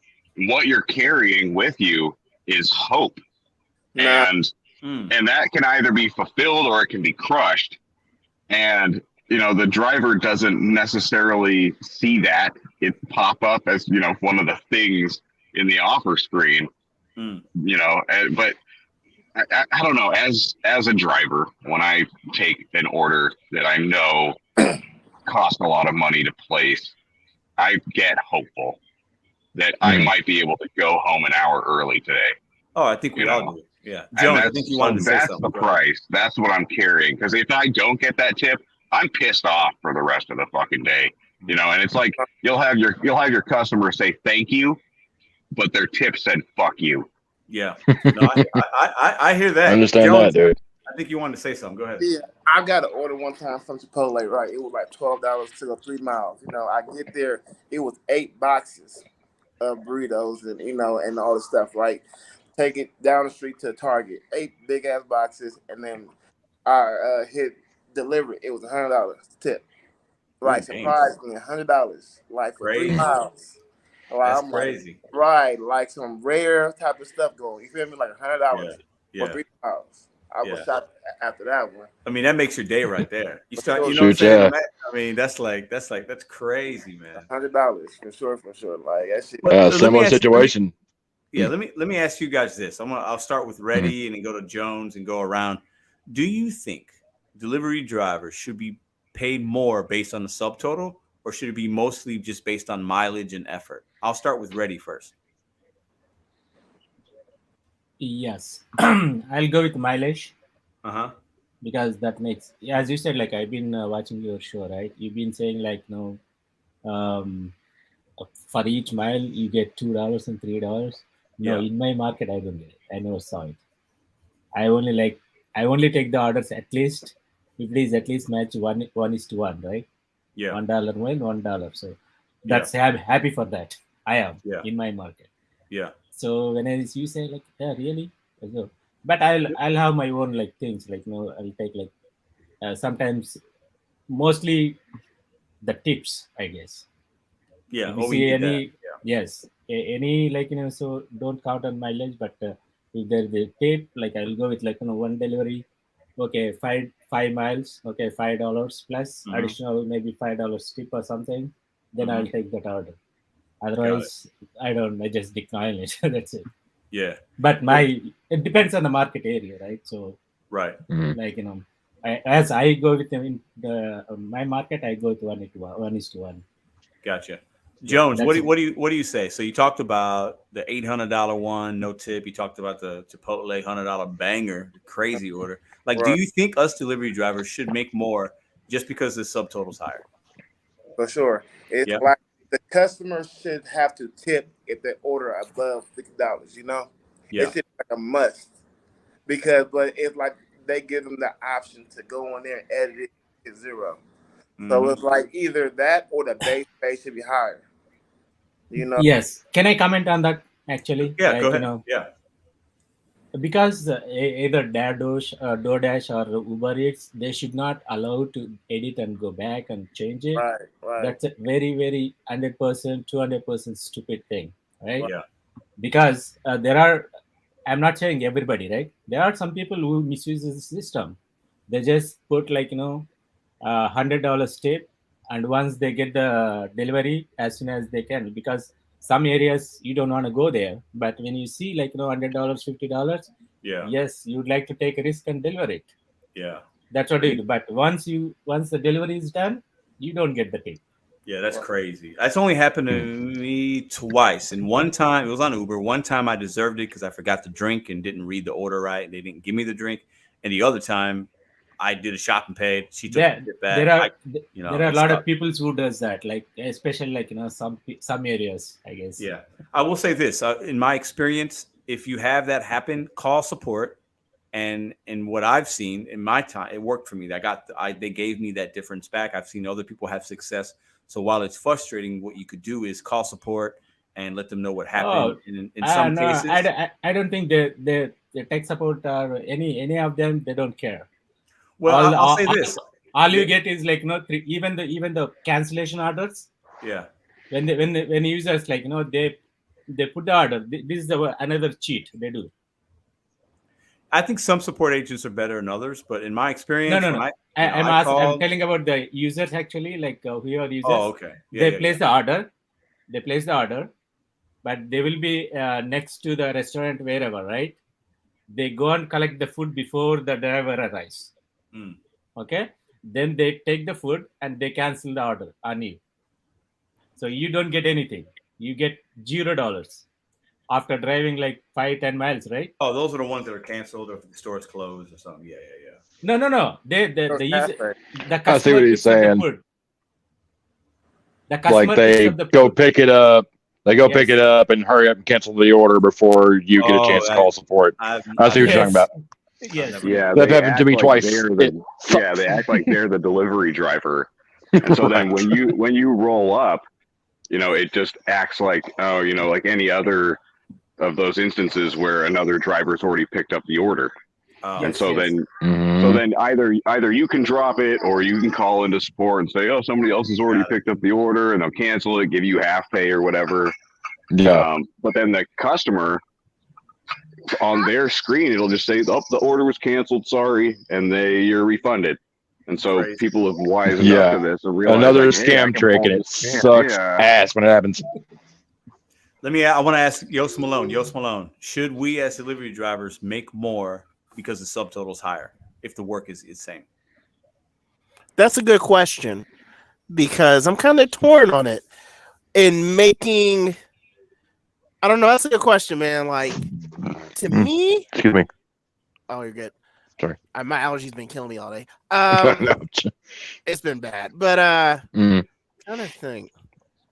I've been pondering this question. I feel after a certain amount, it's because we live our jobs on tips, and so it's one of those things. Do you want to make more money because of the customer, or do you want DoorDash to pay us more? I mean, do you want it to be $2 a mile? I mean, what's really the issue behind it and the thought pattern? So I mean, that's one of those things that's like you can either go either way with it. Personally, I think if you have a subtotal of $100, just giving a fair tip, DoorDash is going to do what they do. But I mean, like today I had a stacked order. It was $21 for 7 miles. And I waited a minute because I was in the middle of a Walmart Spark order. And, I was like, whoa, should I, I had to eventually cancel one of them. At least the other order was get paying order and cancel the wrong one. But, it's just like, well, I waited that time. Should I get paid for it? Even though I picked that order. Yeah. It's really on how your perspective is. Yeah.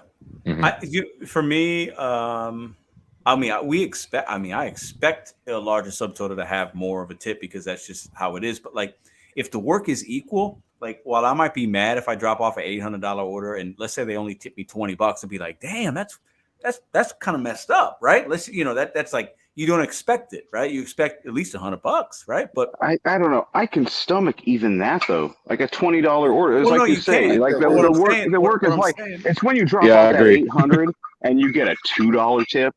That's when it's the gut punch. Oh yeah. Because like, could they have tipped 40 instead? Sure. But either way, like the $20 order was a good order. It made it a good order. They tipped it to make it feel like at least a good order, good for your time, and the $20 tip on an $800 order is a pittance compared to like the subtotal itself. I say it's a small amount of kindness to just tack onto the end, because if you don't do it, even like just $20, you are flipping the bird to the person who's helping you out. It does depend on the miles. Like, so I don't know. I'm not going to say like, oh, it's an $800 order. You should have tipped me $100. I'm gonna be pissed off. No, I'll be happy with a $20 order because it took me 20 minutes. I'm on to the next one, on to Chipotle to move something for $6. But think about it like this though, too. To Jones's point, I think it was Jones who said this, right? Yeah. Like, so if I go out tomorrow and I see $12 plus. It says $12 plus. And in my market, because I'm in a diamond zone, if there's that plus thing, it says order will be higher. I'm like, ooh, okay.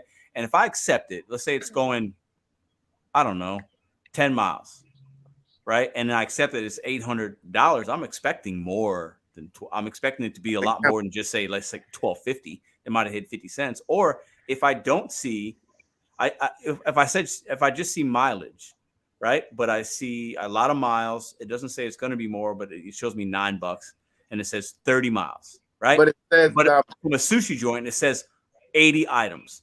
I'm going to accept that just out of curiosity, right? And then I'll drop it if it's trash. It's like 80 soy sauce package, right? But if my subtotal is like $1,000, I'm driving 30 miles for $1,000 subtotal. And I would be upset at that point if I didn't have a decent tip because I'm putting forth probably 60 miles round trip, right? But I'm willing to take that gamble a little bit because of the subtotal is $1,000. I'm thinking, damn, I mean, this could be, if they tip 10%, I'm making $100. I'm good with 100 on 60 miles. I'll do that all day, right? Because that's like my whole day's work, and I just knocked it out in like 2 hours, right? But so I think the miles definitely matters in the scenario. But counting on items, right? Yes, counting items, yeah.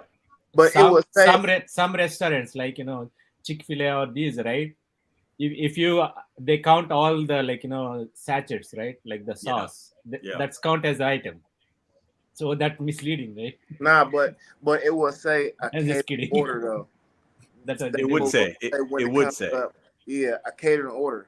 You Yeah. know, so that means it's a large item order, and they spent a lot of money on that order. Yeah. You know, Yeah, sure. so then it's like, all right, where's the tip at?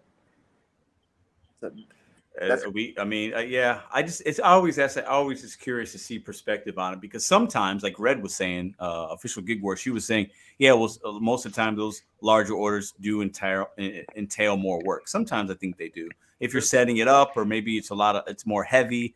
But sometimes, man, $800 worth of sushi, that bag size is about the same as a really big McDonald's order or a really big Chipotle or Wingstop. Like $800 of sushi you can fit in like 2 or 3 regular size brown bags, and that's not that heavy, right?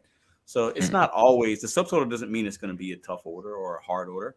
There are some Wingstop orders I'll do that are like one wing combo going up to 15 flights of stairs. Those are more difficult than some of the bigger ones that I drop off, and they pay. But what's hard about it is the weight of that hope and the impact of having said, oh, I'll be able to go home 2 hours, 3 hours early today, right. And then to have that dashed, you're carrying that for the rest of the day. Right. And so it's almost like it becomes more work if it doesn't have the tip, just because of the psychological impact that lingers. And these orders stick with people. We're hearing people talk about these accounts of these orders that happen to them. I think it was Yost was saying, like, how long ago did that $800 no tipper happen? Like, it's not like it happened last week, right? Like, it's still with you maybe months later. For sure. This feeling of like, fuck, man, like that money had already been spent. Yeah. Right. It'd already be long gone, but it's still with you. Right. And you remember the big bangers, the $100 tips, and those stay with you as well. I just have to add though, right? One time, right, it was an order from Canada Express. It was $7 to 2 miles. All right, I took it, but I get there, right? It was a catering order. And I'm like, damn, all right. So I called DoorDash and asked them how much the total going to be, because the Canada Express was like, oh, it's going to be like a 30 minutes to an hour wait. I'm like, damn, that's wait. That's a long time. But I called them, right? Shit. And they said it'll be $82. I'm like, yeah, I'll wait for that. Oh, absolutely. You're waiting for that. I called them, and then I made sure how much it would be at the drop off. $82. Oh yeah, smart. Yeah, that's smart. I'll wait for sure. That's So smart. call. You feel me? Call to see that pay will be at the end of it. Yeah, that's good advice, man. Mm-hmm. Red, how you doing? Welcome to the show. Oh, I'm good. How's everybody? Doing good. Good. So, Red, give me your input on the. Up for this topic. Yeah, go ahead, talk about it. Oh my God! So I've been in the Lopper program for almost my whole DoorDash career, right? I lucked out. I don't know why you're not in it, but I know it's crazy. I know it is crazy. So I'm pretty new and I'm in it. if you've got sushi, for example, right? That's expensive. So $100 sushi order, if there's like a $10 tip and you're going 3-4 miles, it's whatevs. Sure. Right. But when you've got those really big orders, like, damn it, they should tip you well. My biggest order, in fact, I have a short about it, was from Chipotle. It paid me like they tipped appropriately. It was like $103, $108 was my total payout. Dude, I have an SUV and it took up my entire car. Yeah. And I have a wagon, right? Because I do grocery orders. It took me 4 trips from my car into the building. So it was like an office building or something, like a work. It was a work thing, obviously. Thank God I did not have to go up an elevator or anything. Yeah. But it was a struggle. So if it had only been like even a $50 tip, I would have been pissed. Yeah. Because of the effort it took you, the energy, the sweat, you're loading, unloading. Yeah. Absolutely. last week, I went into Philly, and it was funny, right? Because I was with another Top Dasher, and we worked the same zone. And we thought, well, we're just going to play and test because I told you that I wanted to experiment with completion rating, right? Right. So the only difference in our apps was the completion rate. So we turned on our apps. I got the order first. It was a catering order. And, I was like, na. Oh my God, it was so awful. Oh, it was a bad one. That sucks. That's karma. Yeah, right? Yeah. Thank God he was there. He was there to help me. It was Yeah, that's cool. $5 worth of food. The total payout was $25.36. It was $5 worth of food. 500. Oh, 500. Okay, got it. Sorry. 500. So they tipped you 5%. Or whatever. It's like a 5% tip. Well, it was a $15 tip on the order. 15. Okay, got it. That's a whole nother story. Yeah, that's crazy. I'm like, it was a DoorDash order, and I'm quitting Deliver That because of it. It came through on Deliver That or DoorDash? Deliver That. It came through on DoorDash, but Deliver That took some of the money. That's what you're saying, right? It was truly a Deliver That order. Right. They couldn't get a driver because Deliver That is tip share. Yep. Nobody was going to take that shit. Yep. So they put it in on DoorDash. That's the secondary story. But this is what I'm telling you. The amount of effort that went into this order, this $500 order, it took up his entire car, trunk and back seat. We had to take it to a hospital. We had to wait for them to come down.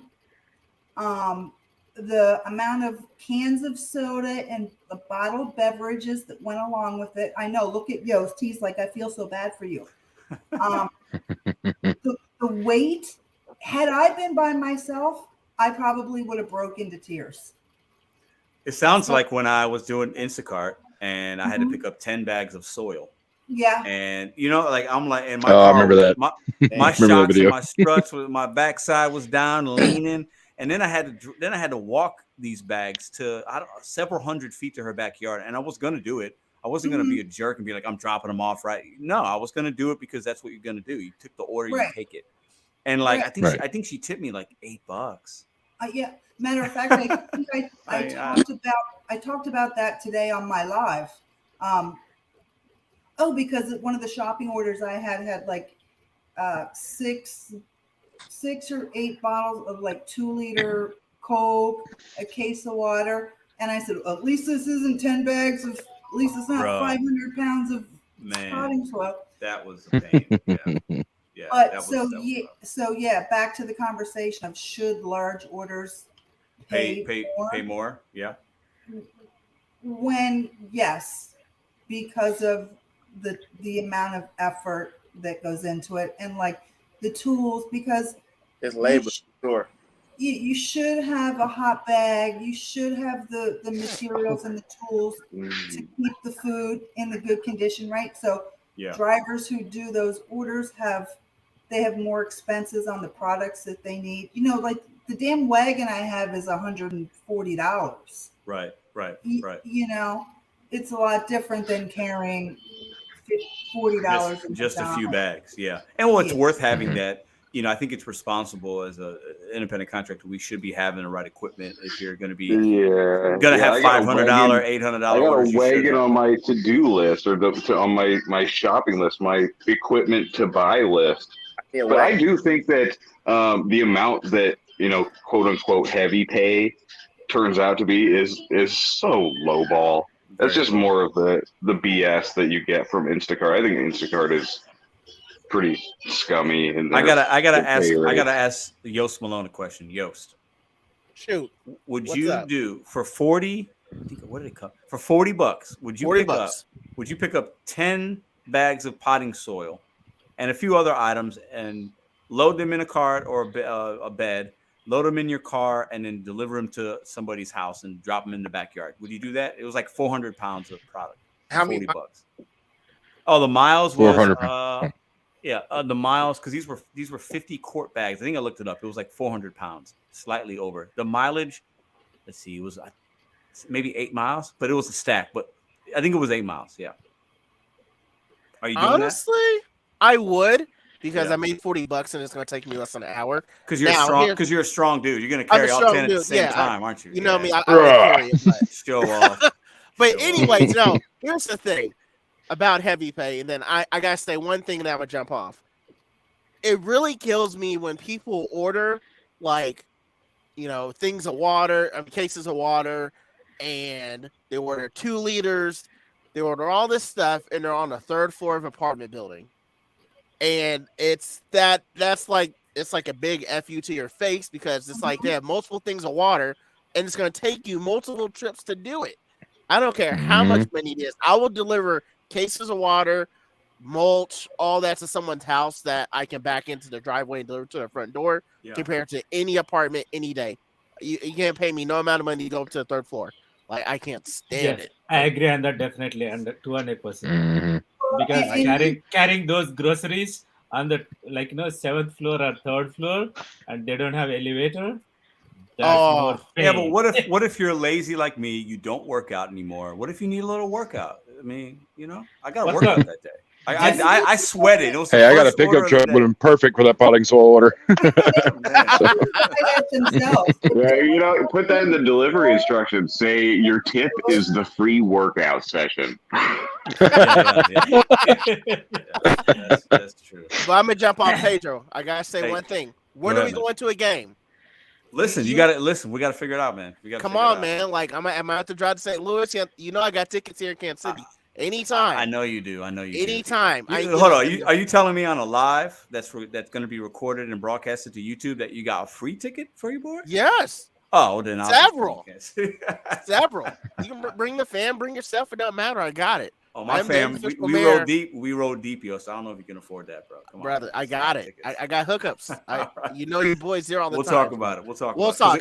Everybody, the Cardinals suck right now, so I'm not gonna go. The see Royals them. are just They're as really bad. So are they really? Oh, they're so bad. We'll just eat some hot dogs and drink a beer too. We'll have a good time. I got you, man. But anyways, y'all have a good night, everybody. Good luck out there. Be safe. Safety's important.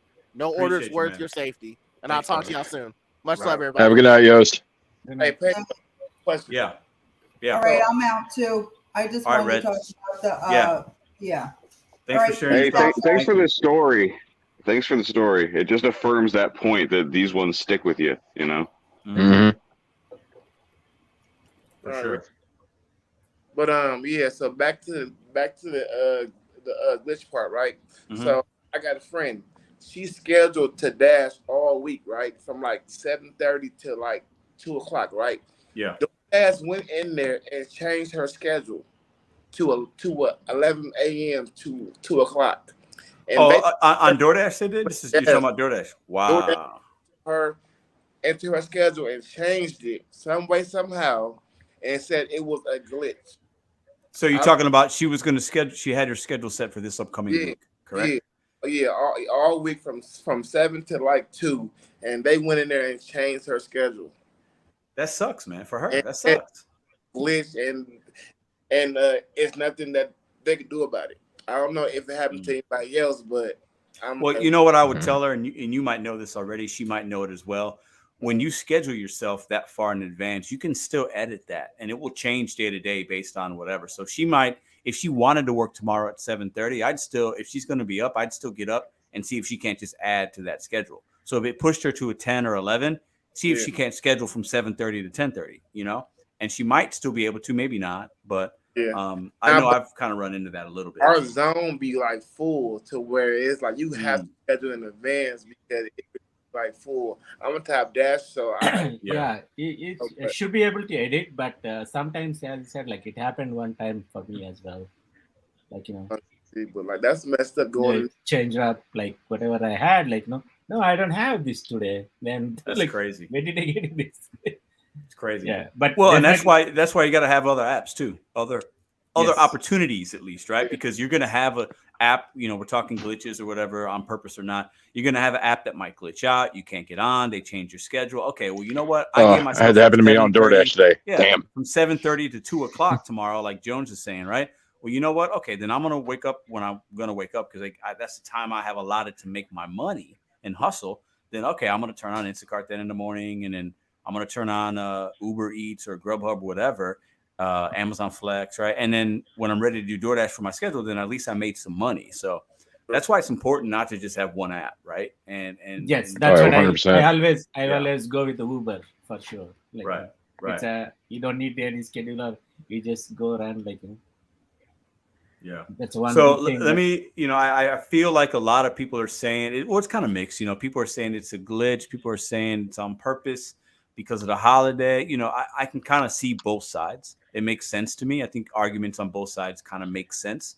And it's hard to say because DoorDash is known for having an app that's very weak at times, right? It's just very glitchy. It can be weak. It's unpredictable at times. I will say this. I missed though. a $25 order because of that. Right. But I do feel like I feel like the last 6 to 7, 8 months, the DoorDash down detector, which is like an app out there, and you could like Google it and look up when DoorDash crashes, it'll tell you how many times people reported it. I feel like there's been less crashes on DoorDash in the last 6 months. Maybe that's just St. Louis, but I haven't had as many as I did the previous 6 months to a year. But obviously the app still has issues. It's technology.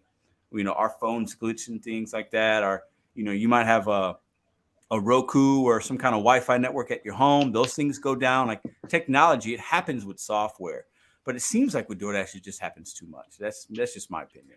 I think it could be a lot better. Yes, definitely. As you said, it could be your phone as well.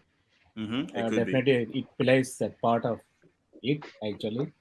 Yeah. But I see like a lot of them. If you in Uber, there are a lot of issues as well. They all argue, they're not tech companies, they're logistics companies. And I think the abysmal functionality of their apps are really the reason why they don't want to be recognized as tech companies, because their tech is kind of garbage. Well, I think it would be a real mark it, of shame to say we're a tech company facilitating deliveries versus a logistics company. Like, okay, their app is garbage, but they get the deliveries done for the most part.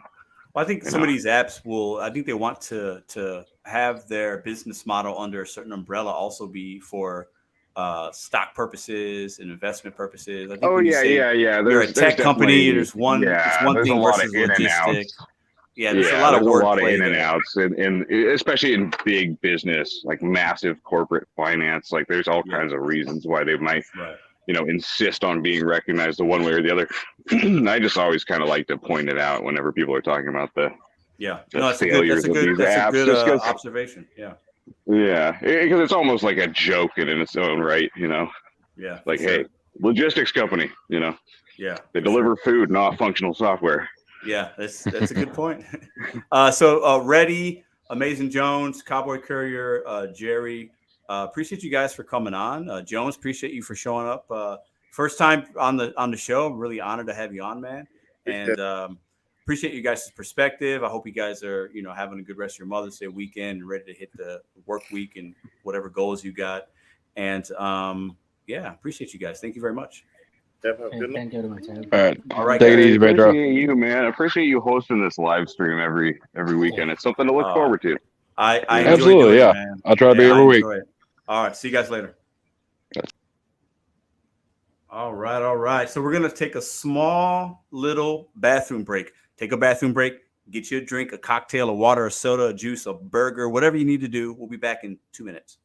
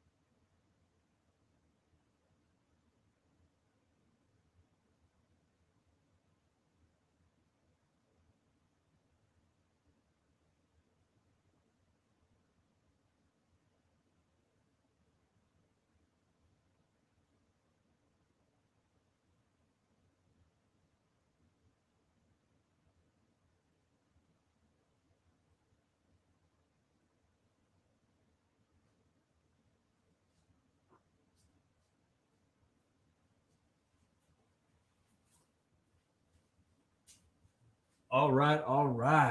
When you're an old man like me, the bathroom breaks just are more frequent. Shout out to the 289 still in the building. Hit the thumbs up if you haven't yet. Now, let's get back to the show. I don't need the headset because there's nobody there. Okay, so let me go ahead. I'm going to stay in the comments. I got a couple things I want to mention for you guys. Okay, we're not quite done yet. Now, gig conference. Some of you guys in the chat or watching on a replay are going to know what that means. We did a gig conference in St. Louis last year. It was fantastic. If you don't know about it, you can go to YouTube and type in Gig Conference 2023 or go to my page and look. There's video of it. We live streamed it. It was an in-person event. It was fantastic. We're doing one in this year. It's going to be Denver, Colorado on August 4th, which is a Friday. Okay. And it's going to be great. You know, I'm going to have a website up very, very, very soon where you guys could go and get information. You can put in your RSVP, register for the tickets. Know that is coming. A lot of information in the next, I'd say 2 to 4 weeks. And so Denver, Colorado, put it on your calendar, put it in your phone right now, August 4th. There'll be a website just like there was last year where you guys could go and get information, put an RSVP in, and, you know, all the ins and outs of what that would look like is going to be on their website. But I wanted to share that with you guys as a reminder. Denver, Colorado, August 4th. I'll share a couple of notes I have as far as what you can expect at this event. The event's being planned pretty much as we speak. Obviously, we'll have some we plan on having some gig companies there so you can get some information on the latest and greatest in the gig economy, maybe even sign up for some apps and things like that. We'll have giveaways, swag, entertainment, food and beverage, speakers, workshops for like new drivers. Some interesting workshops I have in my brain that would kind of be fun. Yeah, other content creators will be there. All that stuff will be on the website, and I'll share it on this channel, and other channels will share it. This isn't something I'm doing alone. I have a lot of really good support and help, and you guys will be seeing and hearing more about it. I know we have a lot of new people that come to these lives, a lot of the OGs that come to these lives, new people that come to the channel and come into the gig economy. So please help me share this information. If you're a content creator and you want to be involved in this, you can reach out to me on my email, which I'll put up right now. See if I can't find that here. Hold on, give me a second. There it is. So that's my business email right there. Okay, you can email me. I try to get back to everybody kind of in a timely manner. That's the best way to get a hold of me. August 4th, Denver, Colorado. For some of you, I know logistically that will be easier to make than others. And for that reason, if you can't make it in person for whatever reason, you don't want to go, you don't want to see other people, you don't want to meet me, you don't want to have some fun, you can watch it live. We live streamed last year's, and we'll live stream the one coming up. So know that that's coming. Get excited. I live in Denver. I can help. Oh, there you go, Terry. You can email me. Okay. Right now, we're looking at indoor venues. Last year was outside, kind of picnic style, but real nice. But we're looking at indoor venues. This is something I plan on doing every single year. Dashing Grandpa, what's up? How you doing? Dashing Grandpa was there last year, right? So it's something I plan on doing every year as a way to connect with you guys and you guys to connect with other people, to learn, to be inspired, to see what the latest and greatest is, to have some entertainment and, break bread with each other. I think that's super important, right? If you think about big companies, and we work with a huge company, guys, but they don't have any kind of event for us. So we have to do it ourselves, which is unfortunate, but it is what it is, right? But if you think about big companies or big W-2s you had like an end of the year something, maybe a Christmas party or a summer thing or whatever. That's what I want to do. And I want to do it every year. And each year will be maybe different themes and different things. But it's a way to connect on a more personal level, because a lot of us come to YouTube. We're in lives. We're watching videos. We're commenting. We're interacting with the chat. We see somebody's avatar. We see their face if they choose to show that. And we get to know them a little bit, right? We crack jokes. We like each other. We hate each other. This is a way to do that in person and just kind of have some fun, right? But also maybe learn some things. So August 4th, Denver, Colorado, put it in your calendars. Always trying to do different and new and exciting things for you guys in this gig space on YouTube. Invite Tony to attend, says Mad Dog. That would be, listen, I'll tell you this right now. If anybody from DoorDash would come, I would be honored by that. I am not going to lie. I will send, like I did last time, I'll send DoorDash an email. And if they send a representative, that's a big deal. I'm sorry, but that'd be pretty awesome. I think it would be cool to have somebody there. We could ask questions or not ask questions. They could speak or not speak. They could drink a beer with you or eat a hot dog with you. I think that'd be cool to have if Tony came, that's not going to happen. But even if one of his minions came and was like, this guy that has a channel, he talks a lot about DoorDash. Let's go to this little conference and see what it's about. That'd be fun, man. I would not turn that down. No way. I've already booked my airline ticket. What up, Holly? Holly was at the first one. We had a great time. Holly was there. It was great to meet her. I think Greg, Gig Wars Officials, that was just, I think she talked about showing interest of coming, and many of you guys have. So just know, as soon as that website's ready and available for you guys to look up and sign up and RSVP and show your interest, and basically you're just sharing your name and the email address, I'll post that on community tab. I'll put links up, and you guys will be able to check that out and be a part of that. And email me. Oh, I think the email went away. I'll put it up one more time.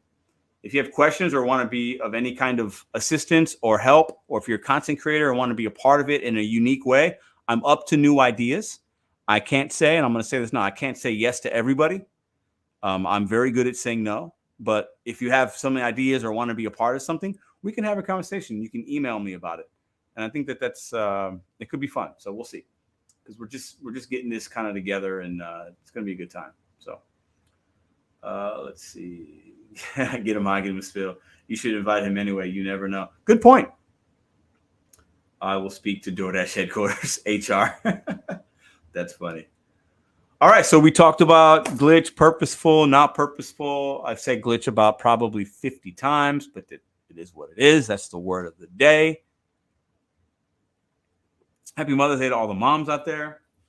And I guess I have a little bit to also talk about with this upcoming week, because I haven't decided how I'm going to work the gig economy this week, right? We're in the middle of the month. We have this whole glitch thing with DoorDash. I made $101 with DoorDash last week. The week before that, I think I made less. I think I made $0 or like 40 or something. I made $550 with Instacart. Instacart was my bread and butter. And I made $186 with Uber. And I don't do a lot of Uber, but they had a good promo. I did a little bit of rideshare. So I had a solid week for the amount of time that I gave the apps, right? I didn't work this weekend. So while that number is not a big number, I know a lot of people make $2,000, $3,000 Pedro, I made $1 million on DoorDash. Great. Those days for now are kind of behind me because I have other things I'm working towards. But I had a solid week for me. I was happy with my earnings. The Uber promo helped. It was extra $100 for like 5 rides. I was like, I'm on that, right?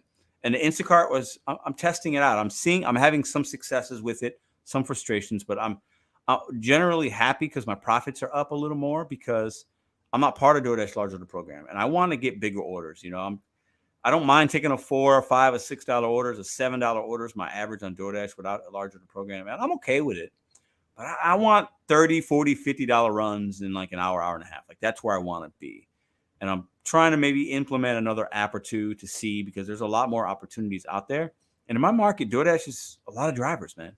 And I believe this week it's going to be even harder. I think if there's more top dashers by getting it for whatever reason they have it, it's going to mean a lot more people just out there or being able to be out there. And I think I'll see less opportunities. I really believe that. So that's why I try different things. And we always talk about adapting. And I've seen DoorDash change in the last 3 weeks. So I do a little more Instacart. I'm not going to cry and complain about it. You make your money where the money's there. And I think that's, the good thing about the gig economy. So I'm not sure what I'm going to do as far as videos and what apps I'm going to work. Tomorrow I plan on turning all 3 on and just kind of going and seeing what we get. Got a lot of other things to do this week. A lot. So I don't know. I'll probably work 25 hours this week on the apps, give or take, maybe a little bit less, but probably not more than that. So we'll see what we get. But kind of for the rest of the show, I would love to just stay in the chat and chat it up with you guys for a little bit. So that's kind of my plan right now. Glenn, what's up? Glenn, I think you texted me, and then like the text, I couldn't tell if it was you, but I think it was you because it said it may be. Anyways, shout out to Glenn. I hit 10,000 deliveries on Friday. Let me put that up. That's crazy. So let me pull up my app right now for you guys. If you guys have questions, if I can see them, we can do a little Q&A or just talk a little shit for a little while. Let me see. I'm at 8,000 something. How many do I have? Look at that. My app is busy, man. Look at those peak pays. I could have made a shit ton of money this weekend, but I chose not to. I am 8,285.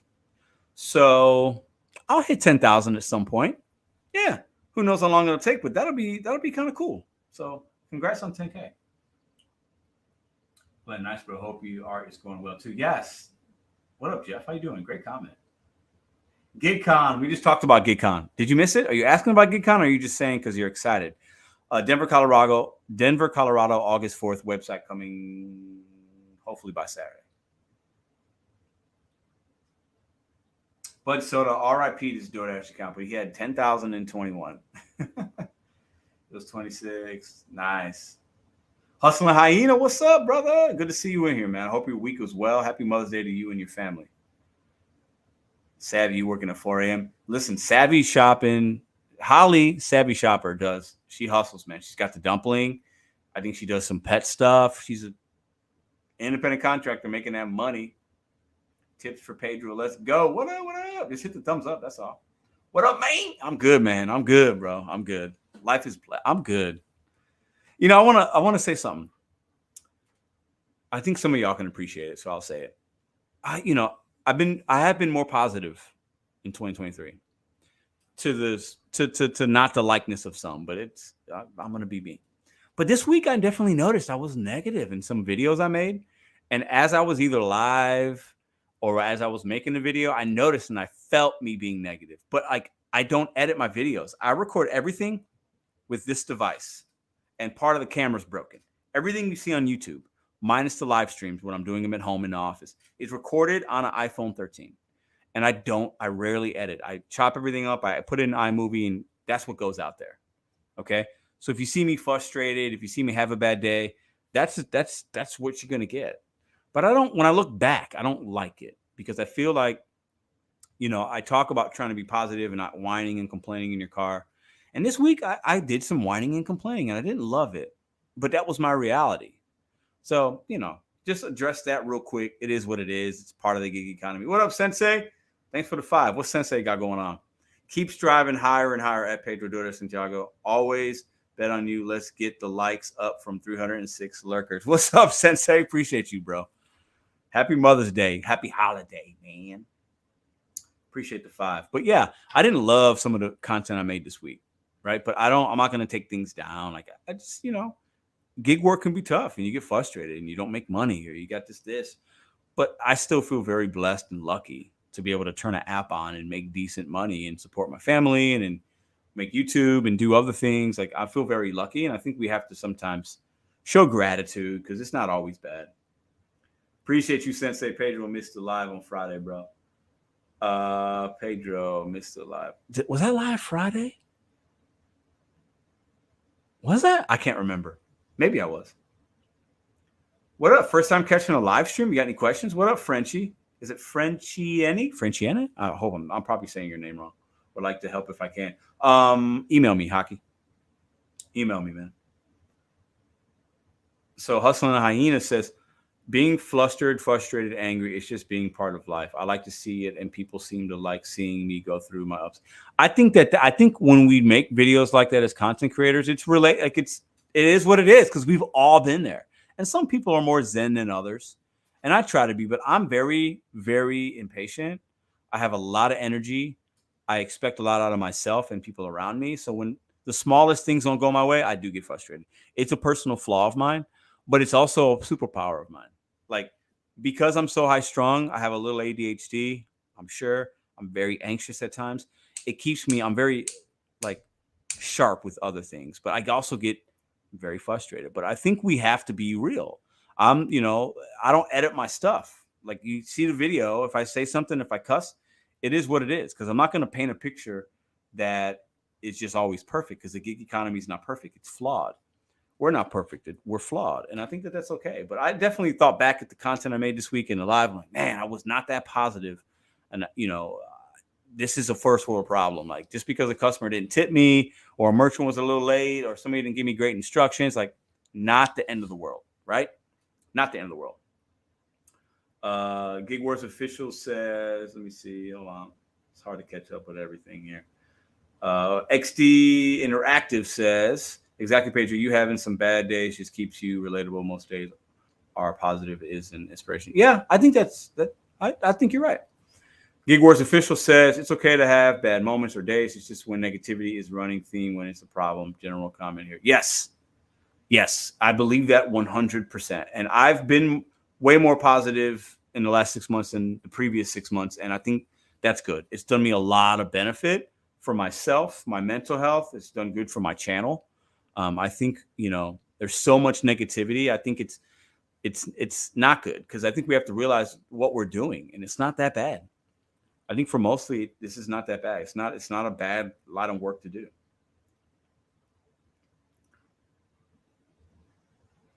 No problem. Bala, I don't know. I missed that. Can you still make your 1K a week? Ooh, good question. Let me see. Can you still make your 1K a week when the summer hits? You think, Trill? I could make 1K a week, but I'm not planning on that, especially in the summer, because I might have to work 5 days and a long hour days, or 7 days a week. I could do it. The money's in my market to make that, but it's the amount of hours that I have to do it. It's not going to be beneficial for me long term for the other things I have going on. So for me, and I think I would challenge with you guys, making 1K a week is great. Making 2K a week, 500, whatever your goal is cool. But there's a cost. I think if you do gig work too much and rely too much on it, you're actually hurting your potential long-term earnings in the long run. Okay. So yeah, I could make $1,000 every week, but some weeks I'm going to have to work a lot more than others. I'm going to miss out on family time, work-life balance, working on other streams of income. So that $1,000 actually isn't making me more money in a sustainability way. But great question. But yeah, I don't think, $1,000 in a week was my goal, even up to at some points this year. But I've adjusted that a little bit because I've seen some ebbs and flows and some things in my market. So I've lessened that to 800 right now, which is what I made over that this week. But it's $1,000 would be hard in summer, I think. My goal is 2K, but it's always harder during the summer. Yeah, man, it is. It is. In most markets, it is, because people are outside, they're doing things, they're traveling, it's different. People don't order out as much on the whole during the summertime. Work-life balance is extremely important to me. On Thanksgiving Day, I became a grandfather. Ooh. Shout out to the grandfather, Glenn Schlipley. Without disclosing exact numbers, how much of your revenue is actually gig work? Hold on. What's that question? I did say I was going to do a Q&A. Without disclosing exact numbers, how much of your revenue is... Well, if I gave you a percentage, you'd be really... Well, no, I guess I don't have to say the total amount. Gig work for me on a whole right now is about 25% of my income. So do the math on that. I guess you can figure it out if you got a calculator. Everybody does on their phone. So 25% of what I'll make in a year is going to come from gig work, like food delivery. Now there's other ways I make money within the gig world space. And I'm happy to say that. I'm proud to say it's 25%, maybe close to 30 this year, because it's been a little slower maybe with other things, but yeah, that's my percentage breakdown. And it used to be 100. 2 years ago, it was 100%. Right? Two and a half years ago, it was 100%. 2 years ago, it was like 90%. And that percentage is going down, and that's my intention. And I'm working my plan, and I'm very proud to say 25 to 30%.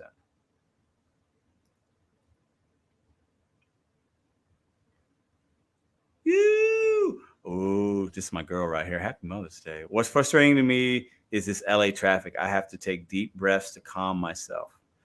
I got to take them breaths. Kalaya, you know it. I take my breaths a lot. I need that. I need to get on a call with you sometimes. You do 150K a year. So did Bud Soda get his calculator out?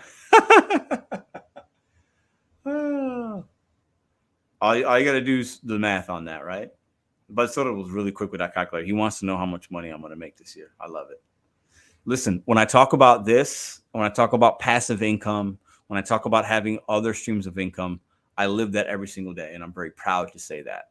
Okay. Q&A. Talk to me about that vending machine business. Been thinking about using my earnings to get a few with locations. Hustling Hyena. I would not totally recommend that to everybody. I would do your research. I would start off by getting used machines. You got to have a location before you purchase a machine. And it's going to take a year and a half if you're lucky to get your investment back. But that, I've talked about it a little bit here and there. I only have 3. They don't generate me a lot of cash flow, but enough cash flow to where they're still worth it. But it's not for everybody. It's hard to get into.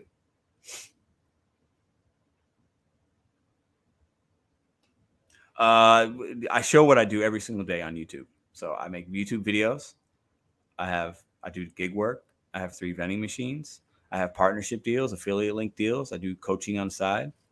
It's not difficult.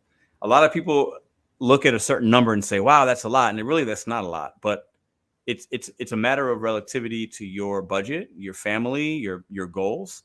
I have my overheads very low.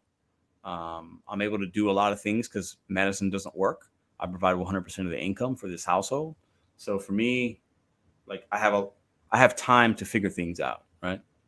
And it's within content creation, there's so many tentacles of different webs to make money, right? There's a lot of different avenues. You just have to be willing to bet on yourself, set goals, do it one day at a time. Okay. What I'm doing here is not, it's not easy, right? But you take, I've talked about this on other lives. It's about chopping at a big tree. You have a goal. You want to knock that tree down. One day at a time, you got to go outside and hammer at that tree with your axe. You're not going to do it in 1 or 2 swift moves. You have to chip away, chip away, chip away, chip away, chip away, chip away, chip away, right? So I was making a good salary at the last job I had. And I knew I was going to take a hit when I stopped doing that work and decided to get into gig work full time and some other ventures. And I knew it was going to take me some time to get that money back, right? But you just have to work at it every single day.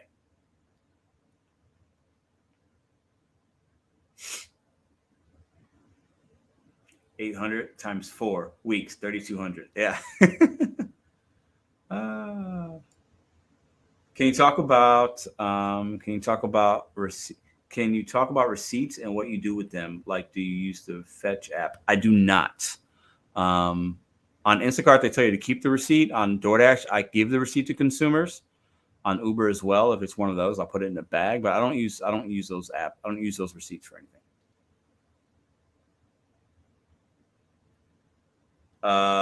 I should. The one revenue stream I don't push and I've been lazy on is the merchandise store on YouTube. I have merch. I sell a little bit. I honestly don't even check it every month. And the designs, my girlfriend made new ones. We haven't even uploaded those. It's not something I don't even talk about it at all, but it's there. But yeah, I need but for me, it's like I do so many things. If I do something, I want to do it 100%, right? So I haven't started to get back into that because I don't have the energy or time or the passion to do it 100%. And for me, I believe that if you want to have a revenue stream, you got to go all the way. You don't just do something to do it. You go, you figure it out, and then it becomes passive, and then you can let it do its own thing organically. But I haven't done anything with that store in over a year. Don't tell merchandise through YouTube.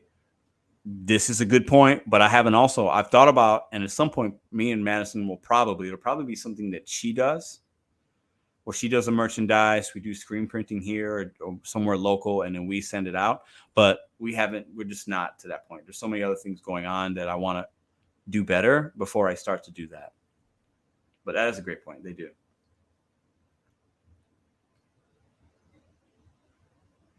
Marty says, I give the receipt if they bought something that could be bad. For example, I give the receipt when I get a Dollar General order or a cell phone charger. Yeah, good. That's good advice. I want one, but I'm not going to make one. It's your phrase. It's not my phrase. Listen, it's not. When I started talking about Level Up 23, hashtag Level Up 23, it was just a motto for this year. I talk about Bet on You, that goes one day at a time. Been talking about that for over 2 years. The Level Up was, I knew when I came into 2023 that 2023 was going to be better than 2022 in certain measurable results. I put a community post that I'll reference probably in June when we get to the halfway mark of this year. Things I wanted to accomplish on this channel and the gig community. I've done some of those already. Others I haven't done yet, but we still got 6.5 months. But yeah, leveling up in 2023, I had a great 2022. Killed it. I fucking killed 2022 in a lot of measurables, not just like I'm talking when I talk about leveling up, it's personally, professionally, it's a lot of other ways. Gig work, right?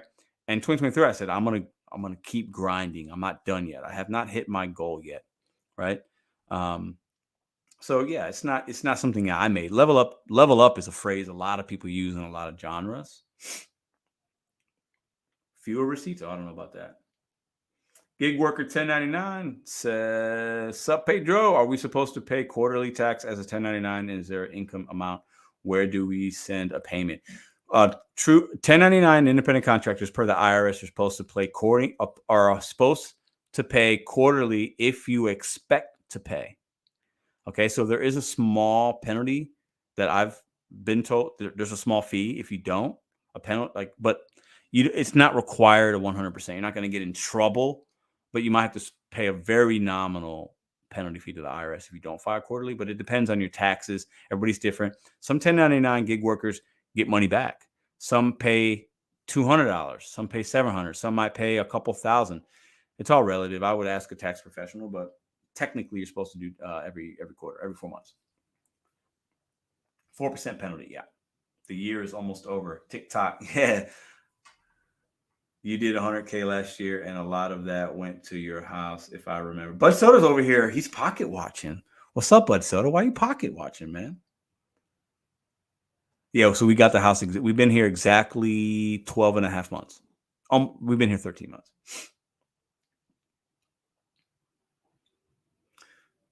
Pedro, I saw a new to your channel. Are you talking about Madison, Wisconsin? What?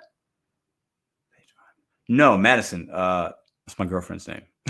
Good question. That's probably that right there is a comment of the stream. I love it. It's a percentage of your income for penalty. Yeah. Pocket watching Bud Soda, and I'm all about it. I love it, bro. I don't hide from nothing. You guys can ask any question. If I don't feel like answering, I won't answer, but it doesn't mean you can't ask. I never send money to the IRS till I make my income tax. I won't give them a free loan. No way. Bro, yeah, I could talk about that for hours, but YouTube might ban me. No, I'm happy for you. I want everyone to make 60. Oh, we're good, Bud Soda, man. It's all good, man. Listen, let me be honest with y'all, and some of y'all ain't gonna like this. It's fine. I think I should be making more money than I make. And money isn't a motivator for me all the way. But you also have to understand I have goals. I have big goals. I have 2 kids. I have a girlfriend that does not work. Okay, so everything that we do, I have to make 100% of the income, right? So like, yeah, I have people that rely on me. Like I have things I want to do, and I don't want to do this type of work forever. I plan to live I want to live a chill life. I'm 41. I'll be 42 in November. When I get to 65, I don't want to work in this regard. I want to be making money in a very passive way. So that means I got to grind right now. So for me, like money's relative, and I live in St. Louis. So what I make here, somebody in New York would be like, that's nothing, right? So it's not about that, but I deserve more than that. I know my worth is high. My value is high, and I'm going to keep grinding. You guys remember, I will look back at these things, and a big part and one of the reasons I have this channel, and I've said this when I first started making videos, the videos are still up. I wanted to chronicleize my journey in the gig economy and myself doing this so that my family, my kids, my friends can look back at my YouTube, whatever winds up happening here, and say, damn, this motherfucker really did bet on himself, set goals, and do it one day at a time. And he did it every single day on YouTube, and he showed it. He showed the good, he showed the bad. He didn't hide anything, right? So for me, like, super important.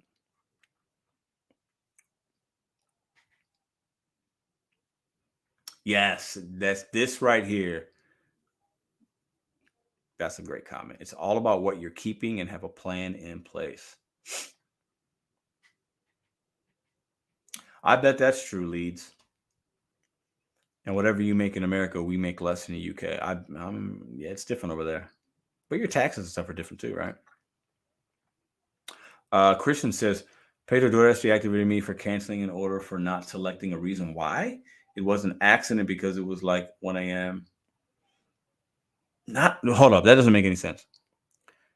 So if you cancel an order, if you unassign an order, yeah, that's weird. Don't you have to select the reason? Doesn't it not allow you to unless you select a reason? I don't get that. There has to be something else going on there. Resellers to resellers. What's up? Never lose sight of having a life. Yes. This is true, Dash and Grandpa. And that's why I don't work late nights. I don't work weekends. That's my balance. I hustle, and some would say, well, Pedro, you're out working on the weekends. Maybe you make a video. Pedro, you're live right now. That's work. This isn't work to me. This is fun. I enjoy it. It's building towards something. I don't feel like it's work necessarily, but so some would say, oh, you don't have any days off. Yeah, I kind of do. I have downtime. I have a lot of downtime on the weekends.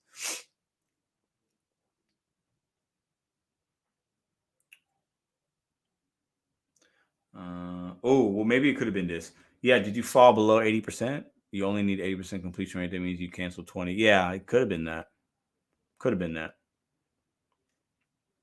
You do have to select the reason. Yeah, so it's got to be something else, man. It's got to be something else. Okay, let me see here. I meant to say I picked the option no reason why for my unassigned. That's weird. What's your completion rate? How long have you been doing this? Was there anything else happening that night? That's strange. Ooh, William, great question. What time does your event start? Right now, I'm clocking it for an 11 a.m. start time, but that could change based on a lot of other factors. But 11 to probably 7, somewhere in that time range.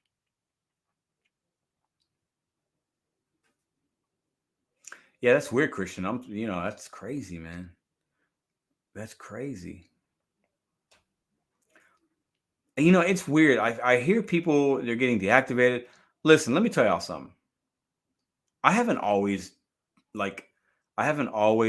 anything crazy with my DoorDash account, but I've done things that technically I could have been deactivated for. So I think there's a lot of bad luck or luck involved with these deactivations or your account and what happens. And yeah, I do.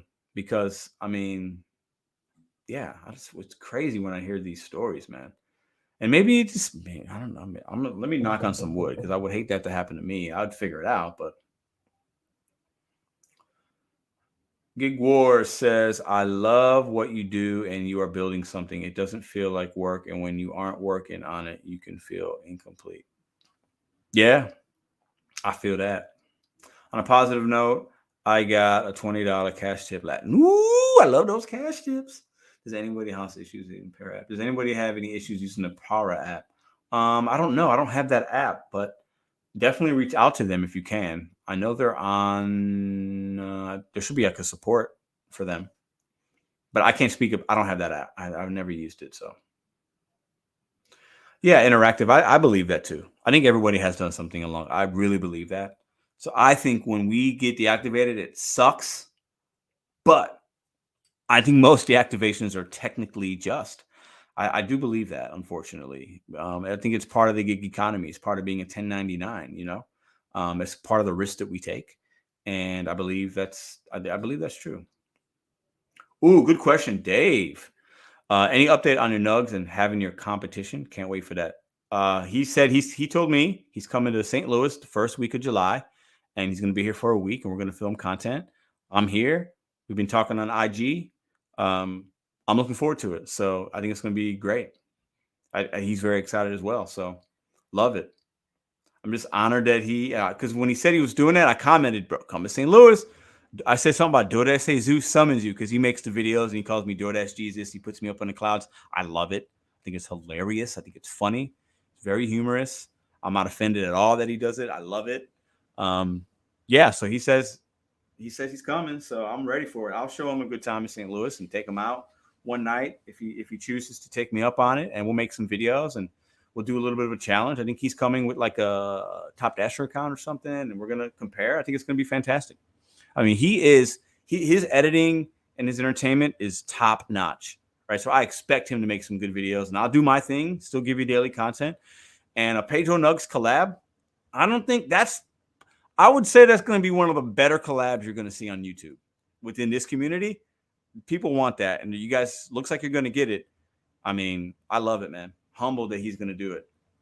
Yeah, I mean, super looking forward to it. Yeah, I mean, just that's a collab that I think some people have been waiting for. That's going to be a good one.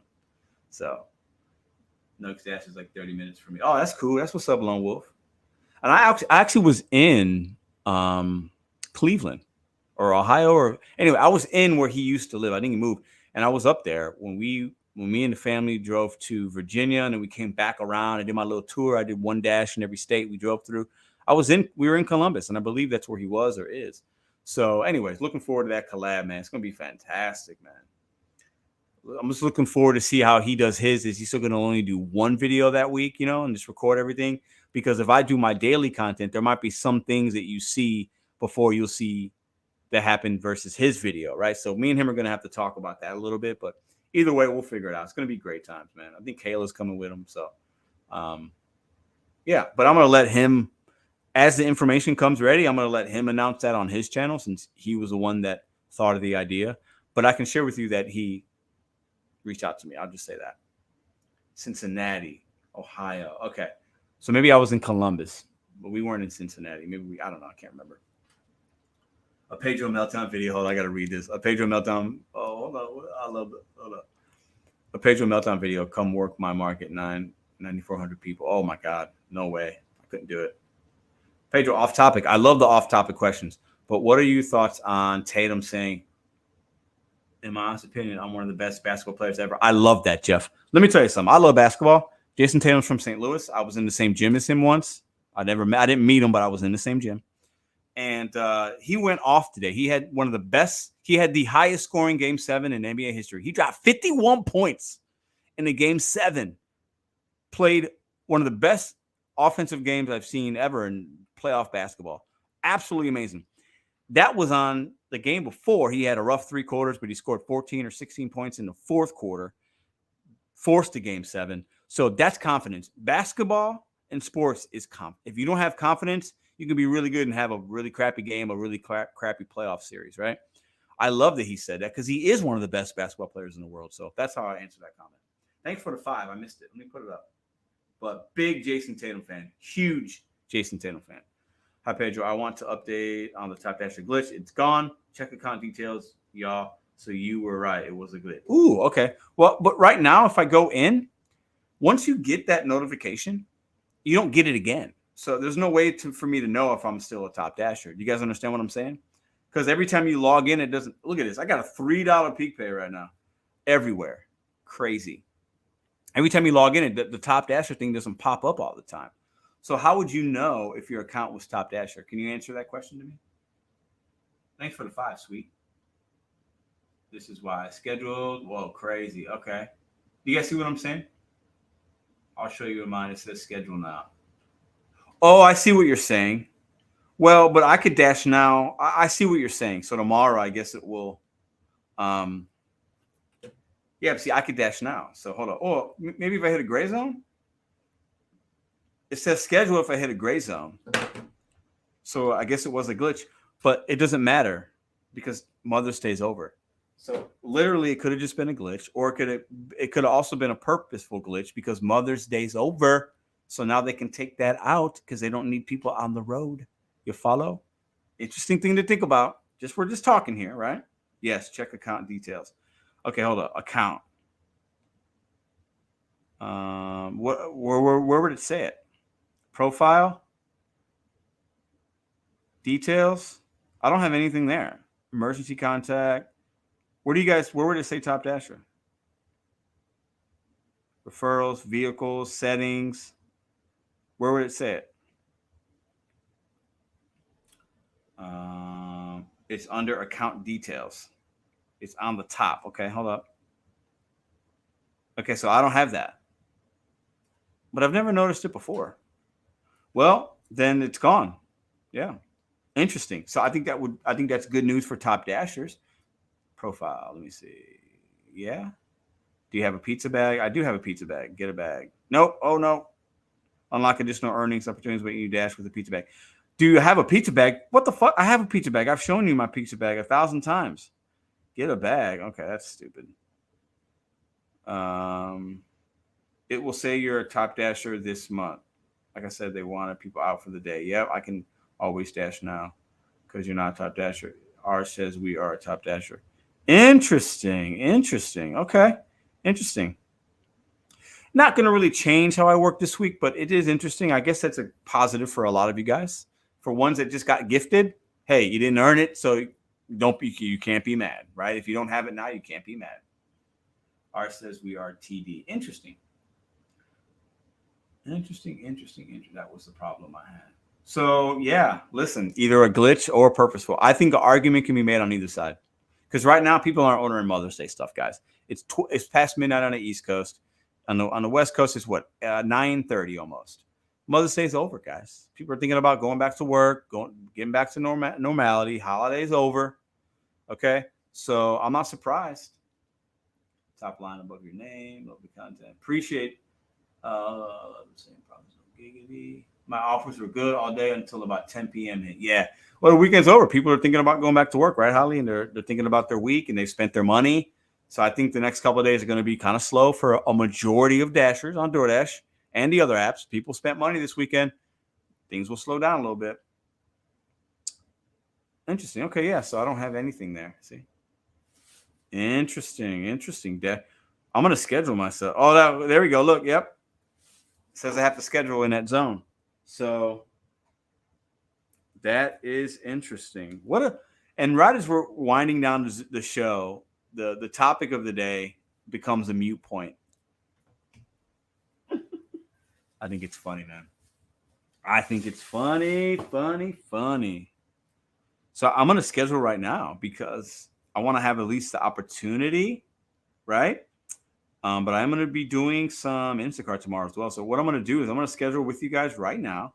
And I don't usually have to schedule, but I'm not Top Dasher. So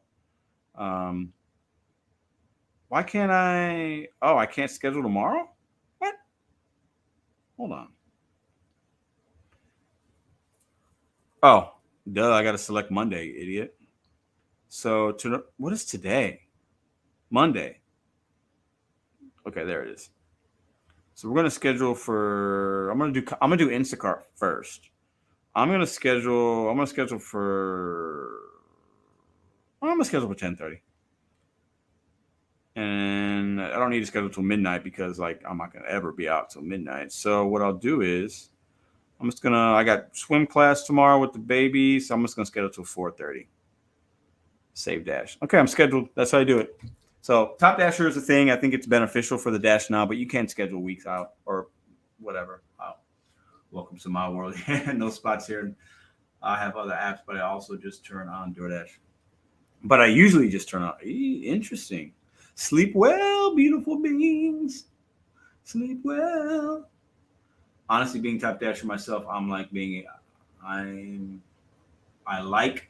able to dash now, so I'm going to keep it. Hey, I think if you're seeing benefits and you're making money, keep doing it. Don't let any of these people out here tell you to do something that is against your success, right? So if you're having success and you're profitable and you're happy with what you're doing, keep doing it. The minute that you don't have success, the minute you're not profitable, the minute things change, that's when you adapt. But don't ever adapt for other people's feelings and emotions, right? And telling you how you should do things and blah, blah, blah, and blah, blah, blah. Listen, man, no, I could go on about that forever, but I got it too. The shopping page we're hitting. You know what, though? I thought I had got that email that said I got it for my shopping page this week. Listen, it doesn't matter. I'm really not that worried about it. Have you tried Uber Eats? I do Uber Eats as well. So listen, you guys are amazing. I think this is where we're going to part. GigCon 2023, if you're just coming in, August 4th, Denver, Colorado. Mark it in your phone right now. Website coming very soon. You guys could RSVP and also get and gather and share more information. If you are somebody that wants to be involved in a gig conference on some level, if you have some ideas, if you're a content creator, if you'd like to be a partner or sponsor of the actual event, if you want to be a part of it, email me right there. This thing is going to be, a lot's going to happen in the next couple of weeks, right? A lot of things will be set up that haven't already been set up. But this is something you're going to want to be a part of. In person, awesome event. We will live stream for those that can't make it in person. August 4th, Denver, Colorado. It's a Friday. August 4th in Denver, Colorado. GigCon 2023. I'm working on a little logo for it. Last year we had a logo, so I'm going to figure out what that logo is going to look like. I'm not a very artistic person, but I do have other people around me that can probably come up with something pretty snazzy. So more to that coming. Appreciate y'all very, very much. And what up, Jody? Can you schedule a little later? I have what? I don't know what that means. Yeah, that's funny. Yeah, listen, good night. Happy Mother's Day to all the moms that are still in here. Hope you had a great day. And that's the stream. I think Madison might be up. I'm going to go up there and give her some cuddles and enjoy the rest of my evening. I hope you guys do the same. See you guys in tomorrow's content. Have a great night. Peace.